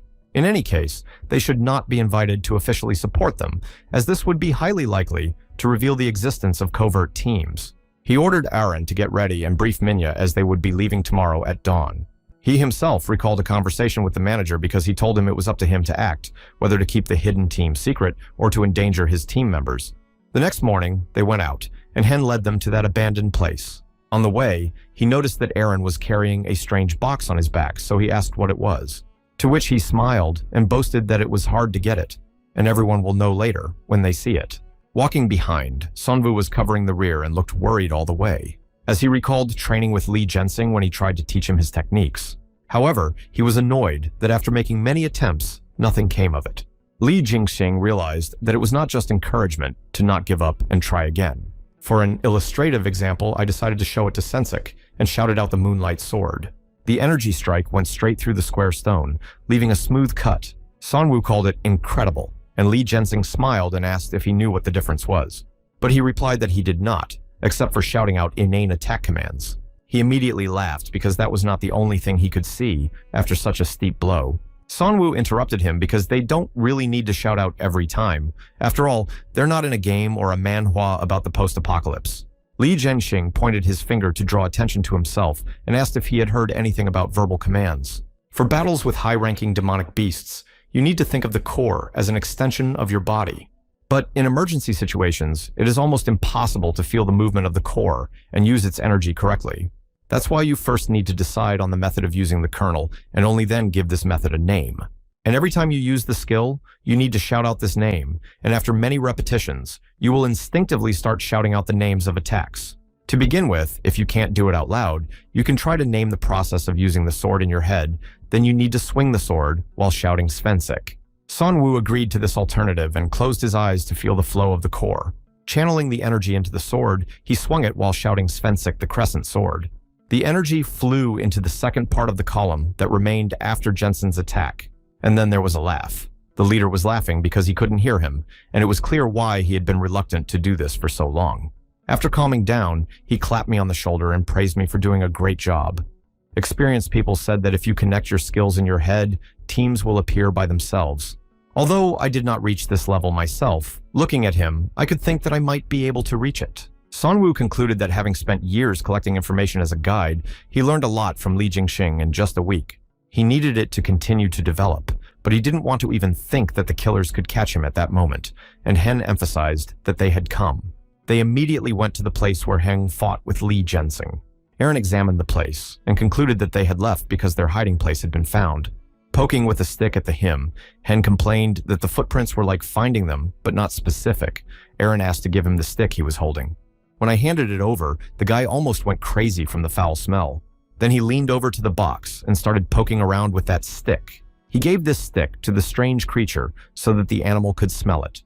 By the violent reaction, Aaron realized that the creature had heard his target. Sunwoo asked the two of them to move further away from the box. Gathering the energy in my fingers, I snapped them and it flew into the box. The box collapsed and a small rat-like animal froze in place. Hen was afraid, and Aaron warned him that he shouldn't do anything, that it was just a 20th ranked striped rat, and that he shouldn't be so scared.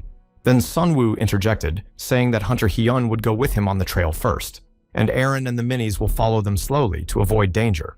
The rat suddenly spun around and started running fast in some direction. Sunwoo realized that the animal had smelled the trail and rushed to catch up with it because it could not be lost. Despite their small size, the two of them struggled to keep up with her. The rat stopped in front of the entrance to one of the buildings to sniff out the right trail, indicating that they had arrived. At first glance, it was too quiet, and Hen even thought they had found the wrong place. But Sunwoo did not support this because he knew that a black-striped rat never loses its prey. This demonic beast is also used for tracking because it has an incredible sense of smell. Hen then assumed that the enemies had heard them and were hiding, so they decided to split up here so quietly. Sunwoo went to the entrance that was on the side of the building, entering through one hole and looking around. Once inside, he moved carefully, trying not to make noise and taking his time, until I heard Hen's voice shouting his name very loudly, and then I ran to him as fast as I could. When I ran to him, I was frozen by the picture before his eyes. A group of people were lying around the room, looking like they were fighting a demon. Sunwoo moved cautiously between the remains of the people, looking around. He turned his head to Hen and said that the chairman and Sina were not among them. I also asked him if he could confirm that these were the same people who were killed in the uprising. I confirmed with full confidence because I remembered their characteristics from the photo at the briefing. Sonva wondered if he had met the puppeteer before, if his body was among the others. It was hard to answer because they seemed to have been attacked and torn apart by a demonic beast, but I'm sure that there is no puppeteer here. Sonvu determined that it was not an animal attack because the footprints were too clean and they had acted without a doubt with first-class skills. Hen asked who could have done this, and he told him that he didn't know for sure, but that the target was most likely a high-ranking person. And they also need to be more careful not to be in the shoes of these people. Sonwoo saw that he was looking for something and asked him about it. Hyun explained that he was looking for a blonde among the dead. Since being honest, along with the task of hunting down the killers, the branch manager assigned something else. If during the task, they find a target person named Lexi, they need to bring her alive. But because of the puppeteer, I didn't see the point in telling them about it. Sonwoo thought that not only are different zones playing a double game with the help of hidden groups, but the manager is also asking to bring in an unknown target. Since they had already finished here, Hen asked what they would do next. Without hesitation, he replied that the puppeteer had fled, deciding that he could not cope with the new pursuers, but since the blood was fresh, he should not have gone far. As soon as Aaron and Minnie arrive, they will immediately check all the suspicious places. They climbed up on the building of one of the houses, with a good view. Minnie noticed the subway, and Hen called it suspicious because if it's deep, it's probably teeming with demonic beasts. Aaron intercepted the thought because no human footprints would be normal, but at the entrance, they saw human footprints, and that was already suspicious. Sonwoo confirmed that it was true. This place where the pursuers would not go is both dangerous and safe despite the chase. The puppeteer thinks well. Hen went behind his back to get the swords because if it was true, he had to check. Aaron stopped him because first he needed to determine how many people were there and who they were, and he needed to be patient despite the dust. From the side, Sonwoo agreed, but added that if they couldn't get in, they needed to lure him out. He turned his head to Minya and told her to get it. The girl was beaming with happiness because she finally had the opportunity to use a grenade launcher. Aaron liked the fact that by firing it, someone is likely to come out when they hear a noise. Minnie emphasized, warning that if she had an ordinary magic projectile in her hands, she would have agreed with him. But the charge she created will react to her signal and break into a large number of magical projectiles that will fly around so they can't hide from the explosion. Putting his hand on Somvu's shoulder, he asked her to shoot. The missile immediately flew out of the grenade launcher and headed for the target. After the explosion in the subway, Minnie made a fist and shouted that the explosion was art. Sonwoo looked at her because there was a rather strange expression, thinking even that it might have been her verbal command. Now it was time for him and Hunter Hen to take out their weapons and hurry inside. As they approached the dungeon, they saw a person coming out of it. Covering his eyes with his hands, he shouted what was happening here. Hen was able to see and warn them that it was a puppeteer. The man heard this, although his eyes hurt, and he had to open them to protect himself. Hyun then shouted at Seongwoo not to look him in the eye. When he got close enough, he closed his eyes, swung his sword, and hit the puppeteer in the face. He immediately fell to his knees, blood streaming down his arms, and his voice screaming in pain, shouting what happened to his eyes. Seongwoo, already standing calmly to his side, struck his leg with the sharp end of his sword. He said that he neutralized his mind control abilities and cut the nerves in his leg to prevent him from escaping. He further ordered them to keep a close eye on him in his current state, and that should be enough. But if something starts to go crazy, you need to destroy it immediately. Until it can use its eyes, you need to find the rest. In order not to waste time, they grabbed their weapons and quickly ran to the subway. When we went down a little bit, we suddenly stopped because we noticed something in front of us. A man in a special suit and glasses came out and asked them who they were. I heard another voice behind me, followed by a girl in the same costume. She told her friend that the two had probably come here to save their friends. A third man came up and asked if they had left any traces, and now it became clear where the smoke and dust came from. Hen noticed someone on his shoulder and recognized her as Sen and shouted to her. His scream attracted the attention of the last member of the team, who was also holding a body on her back. I smiled when I saw that they were not murderers, but just kids from the 17th zone. Sunwoo looked at them and did not understand how they knew them or what was going on. Since it was the first time I saw them, I realized that it was too risky to start a fight with them, and I also saw that they had no chance against me. This meant that they had only one way out, and he hid his sword behind his back and apologized for his rudeness because they were on a mission from the 14th zone to catch the killers. And the hunters from the 17th zone are not sure at what level the error occurred, but their conflict arose due to the overlap of tasks. The red-haired woman who threw her body off reminded us that the rule says that one team is sent to one task. Of course, they have been working for a long time and realized that anything could happen. She thought he didn't look like a hunter, which was strange. Sunwoo did not understand whether they were provoking or really did not know, or of course they did not know because they were a secret team. But if they are aware of it, they want them to disclose themselves by telling them that they are not hiding anything from them and asking which zone they belong to. The man with glasses reacted angrily, pointing his fist and shouting that it was none of their business. He was understanding and offered to do so, since their comrade was unconscious, and if they handed her over to them, they would leave peacefully. The girl laughed behind him because he didn't seem to realize what position he was in. Everything was theirs from the beginning. Of course, for Sunwoo, this reaction meant that it would not be as easy as he thought. The red-haired woman took the floor, explaining once again that they were taking out the head of the assassins of the task and his companion. These conditions were very bad, but they needed to avoid conflict with them, and the question of what to do was still open. Suddenly, another voice came from the subway telling them to leave his friend and get out of here. Lee Zhenxing, barely standing on his feet, leaning on his sword, told them to give Sina to him. The girl warned that everything had already been said, and that they were also guilty of sin, because they had sided with the murderers, so if they didn't want to get hurt, they shouldn't get involved. As soon as he whispered once again to recognize Sen, she picked up her sword and placed it on his shoulder. Suddenly, because of this, Hen rushed at the health worker, knocking him down. Sunwoo gritted his teeth because it was the worst-case scenario. Everything was spoiled for help in the battle over them requested help. Arin and Minya took out their weapons, aimed and fired at the enemies below, but the explosion did not hit them because they managed to stretch out their arms and put the defense in front of them. Sunwoo quickly assessed the situation and decided to defeat the man who could only use one arm. When he took one step toward the man, his leg was wrapped in a rope. The red-haired girl channeled her strength into it and threw it against the wall next to her. Smiling at him, she said how he only dared to try to attack. Sunwoo broke free and quickly mobilized for a counterattack. Directing the energy into the sword, Svensik shouted out the sword crescent. But the girl quickly saw this and directed the rope toward him and managed to snatch the sword. She was also amused by what he shouted, thinking that this was not the name of his dog. Aaron saw that he was in trouble and shouted that he would help him. He and Minya reloaded their weapons, took aim, and fired at them. However, it was in vain, as they again managed to surround themselves with a barrier, so the explosion missed them. The man began to wonder who they were that used cannonballs like soldiers. While the attack was being held back, she noticed that the guide had disappeared in the dust. Meanwhile, Sunwoo managed to get close to the man with the bandage to try to hit him. But he managed to see the sudden attack and quickly shifted his body weight back to dodge the blow. He shouted that if he really wanted to take her back, he could take her back. The hay flew at him, thus knocking down his attack. The enemy realized that in order to stop him, they needed to push even harder and advance further. It worked, as Sanwoo was lying on the floor, and the man's hand was hovering threateningly over him. He said that he had listened to his request and returned the girl, but he saw that she was just ballast. Then I heard the voice of a girl shouting to her commander from above to hide. She loaded the grenade launcher with a special projectile and aimed it at them. And then she shouted that the explosion was art, and pulled the trigger on the grenade launcher. Sanwoo managed to activate the defense, and a powerful explosion swept over him. The explosion went off outside, and the recoil threw Minnie backwards, and Aaron immediately ran after her. There was a lot of dust and debris around, but Sonvu and Sina remained unharmed. The man and the girl were injured, but also managed to survive the explosion.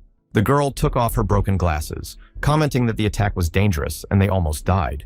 Sonvu was stunned and opened his mouth when he saw who the girl was. She straightened up, smiled, and greeted him, calling him a guide. It was the rude woman with red hair who was the wife of the hunter Kang Hyun-soo. She noticed his reaction because it appeared that he recognized her only now. The girl put up the defense in time as she saw that shells were flying at them again. She asked the children to stop shooting at them, wiping away the dust with her hand. But when the dust settled, they saw that Sonvu and the girl's body had disappeared. He ran up the stairs, asking himself what was happening and why Shin Young-ha was with them. But he stopped himself right away because he changed his mind and didn't want to know. He just wanted them to stop harassing him. As soon as I thought that it was not likely to be difficult to fight with someone when you had to carry someone on your back, he was attacked by a man with a bandage. He swung his leg and kicked him in the stomach, knocking him down. And the blow was so strong that he managed to knock him down the stairs to the bottom. Then the man looked down at the children standing in front of the entrance. The two of them froze because they could see from his abilities that they could not win. Meanwhile, downstairs, Hang continued to battle with his health while the girl dealt with Lee Jensen. Just after the fall, Sonwoo managed to recover, looked up, and saw the leader's sword in front of him. Grabbing hold of it, Svensik stood up and shouted out the sword of the crescent moon. The girl looked at him calmly and asked him how long he would continue. On the side, Shin Young-ha also called for a stop. Her nagging question was whether the experienced guide hadn't already realized what was happening. I urged him to think about his situation and remember what he himself said, that in order to survive in the desert, you need to know what is happening around you. Before he started to fight, she thought he was smarter and wondered why he didn't want to surrender. After listening to her, I looked at her and wondered what she was really doing. Throwing the sword aside, he knelt down and raised his hands in the air, shouting that he was surrendering. Hen saw that he had surrendered, then threw away his weapon and knelt down, saying that he was also surrendering. They were joined by a man with a bandage holding the children on his back, who called it a wise decision. Sonwoo was alerted because he hadn't even noticed that he had been away and had managed to deal with them. Putting them side by side on the wall first, I had one question for him why they attacked them. He replied that they only wanted to take their comrade and, as he said, would have made concessions if they had not attacked the leader Lee. The man looked at me and emphasized that if he saw that I was not strong enough, he should have insisted on singing, because if he wanted to, he would have killed everyone himself. Since he liked his attitude, he introduced himself as an inspection team from NODA's headquarters in South Korea. They were also sent to the 17th zone for inspection. Shin Young-ha explained that they were the true representatives of NOD, as he had always said, so it should not be surprising. Newcomers like him didn't even have a chance to meet anyone from the headquarters, and he added that he was the leader of the Ghosts team, Maeda Toshiro. Shin Young-ha introduced herself once again, and then revealed that the guy was Jack Jr. and the girl was Lee Seong-hwa.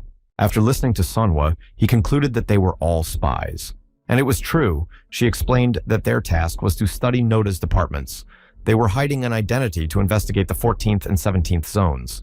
In violation of NODA's rules, each department must register and report information about its target people. Sonvu thought that was why his gut reacted the way it did when he took her hand. All zones are controlled by NOD, and he is seriously mistaken if he thinks that a simple branch can escape the gaze of the headquarters. The commander ordered her to put them to sleep until the headquarters decided to put them to sleep. Sonvu yelled at her to stop, asking her to let the children go at least, but she apologized because it was problematic. Instead, she promised him that they would be safe and well treated. She told him not to worry and to go to sleep. Then he fell to the ground, closed his eyes, and instantly fell asleep. When he was sleeping, he dreamt that he was talking to Lee Jensing to stop him from believing Nod. Because they select talented children from the desert and train them, and then demand that they drive out all the monsters, this was part of Nod's plan. Sonvu understood them with one exception. Belkist, who needs to be dealt with separately, and with his current strength, he can kill all the monsters. Then Li Jingjing explained that the organization believes that in dangerous conditions, more people will wake up, so they do not turn the desert into safe zones like cities. They do all this on purpose and then take these children and train them systematically. But if they continue to do this and hope that they can win in this way, everyone will die. Then the dream switched to where little Sanvu was hidden behind a pile of stone at night. It was then that a man came up and asked if he was Sanvu.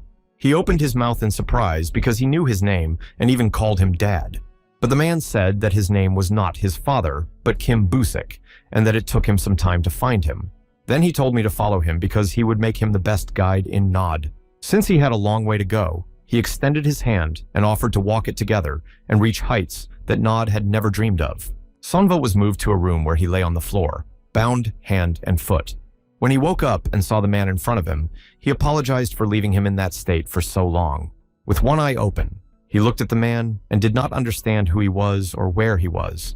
The man smiled and apologized again, as it was a bit much to say, and introduced himself as Risky Lee, the interim chief of staff of Noda. Although this is not the most comfortable place, he asked me to understand. Sanva wondered what their plans were and if they were already aiming to interrupt them, because he knew that Nod was punishing those who were against them, or why he was wearing a collar with a nuclear bomb around his neck. Everything was right. The man saw that he was a really experienced guide and said that this approach was necessary to maintain order in the desert. However, if you look at all the details, you might find yourself with a knight on a chessboard, and the problem was not the pure intention of the person moving the pieces. According to him, Sunwoo realized that the branch manager would be punished, and he said that he had already been punished. The crime of creating personal combat groups by secretly recruiting meta people is not a light offense, so they finished clearing the zones. Sanvu was not worried about them destroying everyone from the 17th and 14th zones. Risky Lee turned a blind eye as he was not sure it was the jurisdiction of another department. If they suffered severe punishment, they may not have survived, but let's hope that's not the case. His situation was not simple, and his crimes were quite serious because he joined the anti-Novak forces of his own free will. Despite this, Li Jingxin was fired 4 days ago. Perhaps they did not see the point in this because they released him despite his serious crimes. But the reason for the decision is that in the current state, the desert will sooner or later destroy him, and the headquarters does not have time to judge someone who has lost his awakened ability. Sanva even asked him again, and the man explained that the recovery was quite difficult because the puppeteer had been brainwashing him for quite a long time. It was hard to wrap my head around this information because how is it possible to have a manager and a team leader at the same time? Risky Lee went on to say that there was a reason he came to see him, despite the fact that he was an interim. From the very beginning, he held the position of instructor at the Noda Training Center, so I'm sure he got the idea. After the conversation, Sunva was released, handing the weapon back because of the darkness. When he went outside, the sun blinded his eyes. But he came too quickly because he heard someone shouting to him and saw Aaron running to meet him. He hugged me and looked at me as if he thought something bad had happened to him. The leader of the primer team looked down at them and asked if they would go back. He was told that they could do nothing if they chose to stay in the desert, and the commander wondered if they were preparing something against them. Risky Lee answered this by asking whether a low-ranking person would be able to avoid his gaze and think of something. As they walked away, Aaron asked what happened to Minya and Sina, and if he had heard from them at all. Sonwoo said that the hunter Sina received treatment from Noda, and Minnie decided to stay with her for the time being. Looking at the two of them, I could see something in their behavior. Aaron did not receive an invitation from Instructor Lee, most likely, because he does not have the ability. If that is the case, he will have to lie. He stopped and told them that they would have to split up here, but neither of them understood why. The reason was that he wanted him and Hunter Han to do something, namely, find someone. Sonwoo walked all day until he arrived at the stadium where Zone 17 was located. When I entered the office, I saw that the furniture was scattered and everything was covered in blood. He was angry because he had come prepared, but it was too late. Then he ran to the manager's office, hoping that he was left alive. When I went inside, I was quite shocked by what I saw. The manager was lying on the couch, covered with a blanket, with bloodstains on his side and a bowl of red water, and Jamie standing next to him. I immediately went to my room and ran to the manager to ask him everything. But he barely opened his eyes and looked at him and said that he had already returned. Sonwoo apologized for leaving without saying a word to him. But Kim Busik reassured him that he was the one who had to apologize, but he couldn't even shake hands. When I lifted the blanket to see what the cause was, I could not believe my eyes. Jamie immediately turned her head in Sunwoo's direction, outraged that those bastards from Noda could do this to him. The manager was calm and explained that he had paid the price for going up against a huge organization. Sonwoo could not stand it any longer because if it was not already worth cutting off his arms and legs for this reason. Kim Busik said that this is not such a big price to pay because so many people were killed in an attempt to save this modest existence that we should feel pity for that.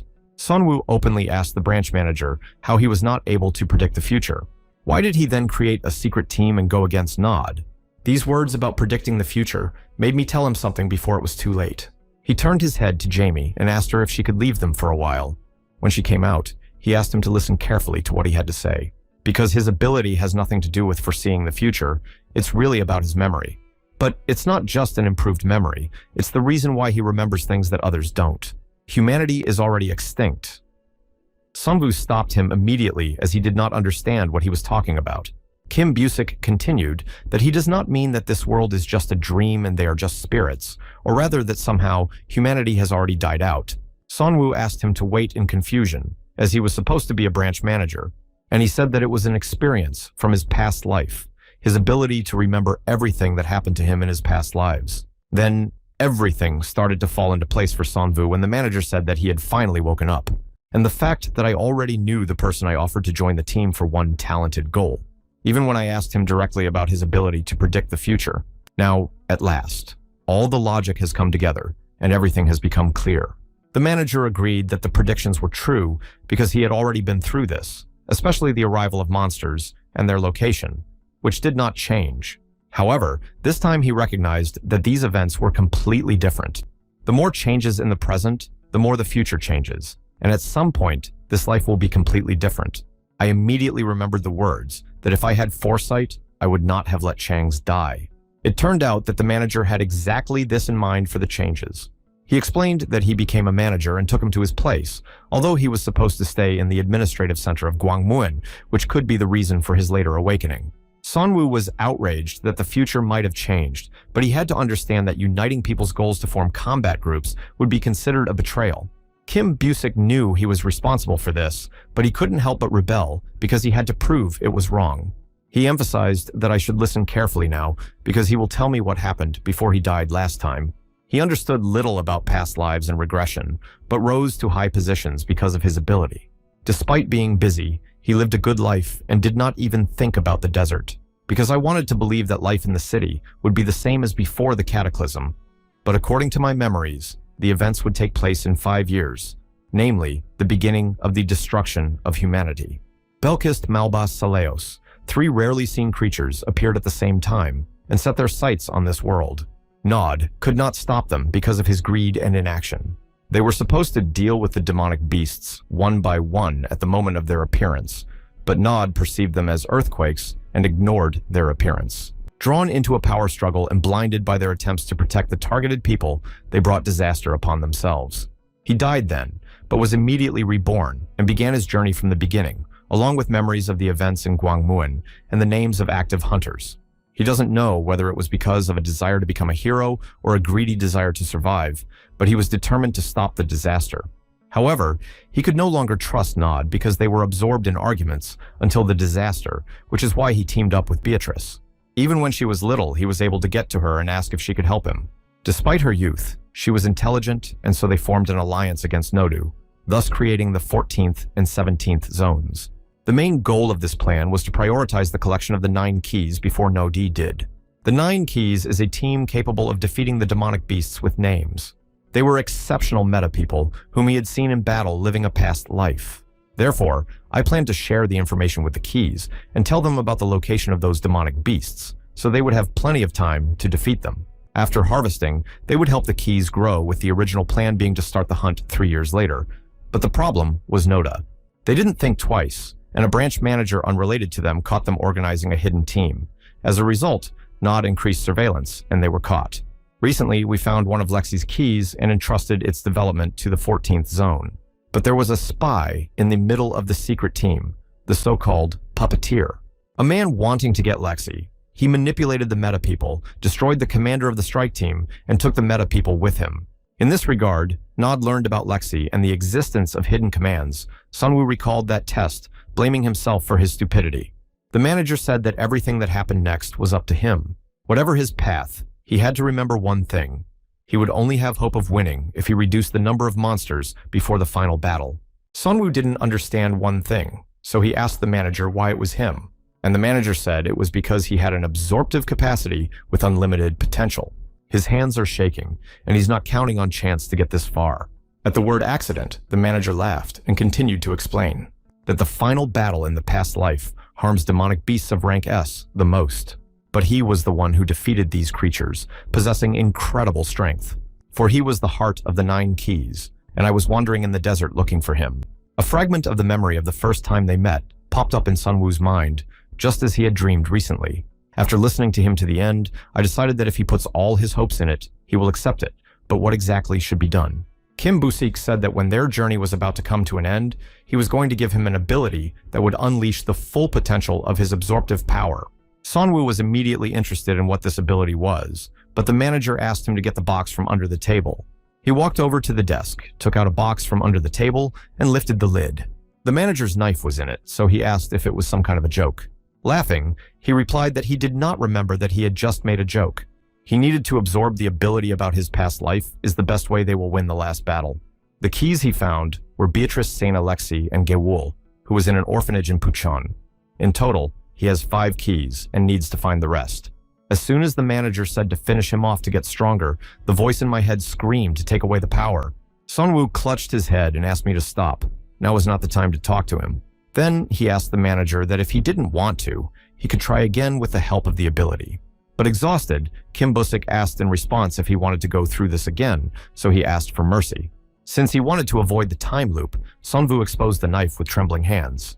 I remembered how the manager made a sign when he first created the zone, how he used to run up to him as a little boy to brag about new skills or things, and he never turned away, smiling and encouraging him. When the knife was over his head, Sunwoo thanked Kim Busik for everything, and he closed his eyes and asked Sunwoo to take care of him. After he made his last request, the knife fell to the floor with blood on it. Sunwoo also fell to his knees because he had to step over himself to do it. And then the energy enveloped him, the tension went through his body, and the power passed to him. Then I felt that memories began to come to my mind, and they were from the manager's past life. But then he abruptly caught himself thinking that these were also memories from his past life. He lost consciousness from overloading his head with thoughts and fell to the floor. As soon as I came to, I sat down and froze in place, looking ahead. I didn't know whether he was in the Gwangmuin office or not, and remembered that this was a past life, so it must be in a branch office. Due to the fact that his memory was lost, he did not understand whether he was Kim Busik or Kim Seongwoo. But when I saw the body on the couch, and that it was a branch manager, my mind slowly fell into place.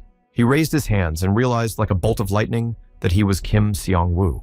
He could barely hold back his tears as he looked at Kim Busik because he was too dear to him. Who knew that he was going to meet an unknown future with such painful memories in his head? The voice told him that it apologized for putting this on his shoulders and creating a sin against him. Sunwoo turned his head around the room because it was the manager's voice. But looking at the body, I realized that these were memories of strong emotions in the last moments of life. It would not be until the very end that he would be annoyed by its place in his memories, and he was honestly afraid that he would no longer be himself. But he will do his best because he was the one who made the right choice. Before leaving, he bowed in front of the manager as a sign of respect. Looking for Jamie, he went outside because it seemed to have fallen through the ground. But there, I saw a group of people catching her and holding her hostage. She said that these people suddenly wanted to meet with the manager. And then I heard a familiar voice, Kang Hensu, come out of the crowd and ask how he was doing. Sunwoo was in no mood to ask the hunter angrily what it all meant. He wondered where all the formalities had gone from their conversation. But this time, I was going to let it go because I was so busy, so I decided to get straight to the point and offered to work with them. Because I knew that Kim Busik was finished, and I also knew that he had been named as a traitor to Nod. So they decided to take control of the 17th zone and offer Nod a deal. After Kim Busik's suspension, he will make a new exchange center here. If they want to survive in the desert, they need a good guide. Sunwoo replied that his dreams sounded unbelievable and unrealistic. Why would Nodu return something that had already been thrown away? These words hit where they should and made him angry, and he admitted that he was right and seemed unwilling to accept his offer. He offered to return the hostage if he helped defeat Kim Busik. Sunwoo praised her for doing a good job and told her to hide inside so she wouldn't get hurt. Kang Hensu said that if you look at it that way, he is ready to cooperate. And I really didn't think I was a fool to go to Nod empty-handed. Then his people took him out and put something covered with a cloth near him. People started to lift up a man, Kang Hensu, who shouted to take a good look. It was his ace, which he had to give to Nod as a good deal. Sunwoo was stunned when he saw the leader Li Jingxing tied up on the cross. Kang Hyunsu thought that he did not know this man because he was kept secret, and at first he was worried because he was a high-ranking officer, but they easily caught him. Since he was part of the main headquarters and turned against it, he became the worst offender. Sunwoo interrupted the hunter by laughing at him loudly and non-stop. He did not understand his reaction, why he was laughing, or whether he had gone crazy. After calming down, he said that neither the manager nor Lee Jensen were valuable to Nod, as Nod had already punished them. Kang Hensu bugged his eyes and asked how he knew about it. But his question was ignored. Sunwoo screamed as the hunters put their lives on the line in an attempt to save the center. They did disgusting things. Because of these words, he quickly grabbed Sonva by the jacket and shouted that he had forgotten his place. But suddenly the branch manager whispered, "Your sins are too deep if you hid this from him. I always thought that he could only absorb the abilities of those he destroyed, but it seems that this was not the case." Kang Hensu did not understand what was happening, why he was saying all these strange things. Sunwoo said that it was an accident, as it was a memory from his past life that popped up in his head. He grabbed his hands and said thank you for lunch. The power surrounded him as if in the same way when he absorbed people's abilities. Kang Hensu also lit up, raised his head up, and screamed in pain. The two of them stood facing each other, Sunwoo absorbing the hunter's strength into himself. He pushed him away, covered in sweat, held his hand and asked what it was. Sunwoo honestly replied that it was nothing special, just a 15th ranked upgrade. He drew his sword because he realized that such tricks had awakened him, but he would show him how terrible the 15th ranked reinforcement was. Suddenly, the sword pulled him down, and he fell to the ground with a thud. I looked at him frightened, not knowing what the hell was going on, as I have to do every day. In order not to be confused, Sunwoo said that he had lost his ability and was sure that it was difficult to lift the sword without reinforcement. The man stubbornly stood his ground, screamed, grabbed his sword with both hands and raised it above him. Suddenly, you could even see the muscle in his arm crack along with the joints. Sunwoo attacked him, calling him a fool, because how could he not feel their pain? The punch of his right fist hit the hunter's jaw with such force that he was thrown. Falling down beside their men, they could not believe that the guide had managed to hit their boss like that. In revenge, they attacked Sonva while he was standing with his back to them. Their boss has already been defeated, but they still don't understand the situation and try to capture him.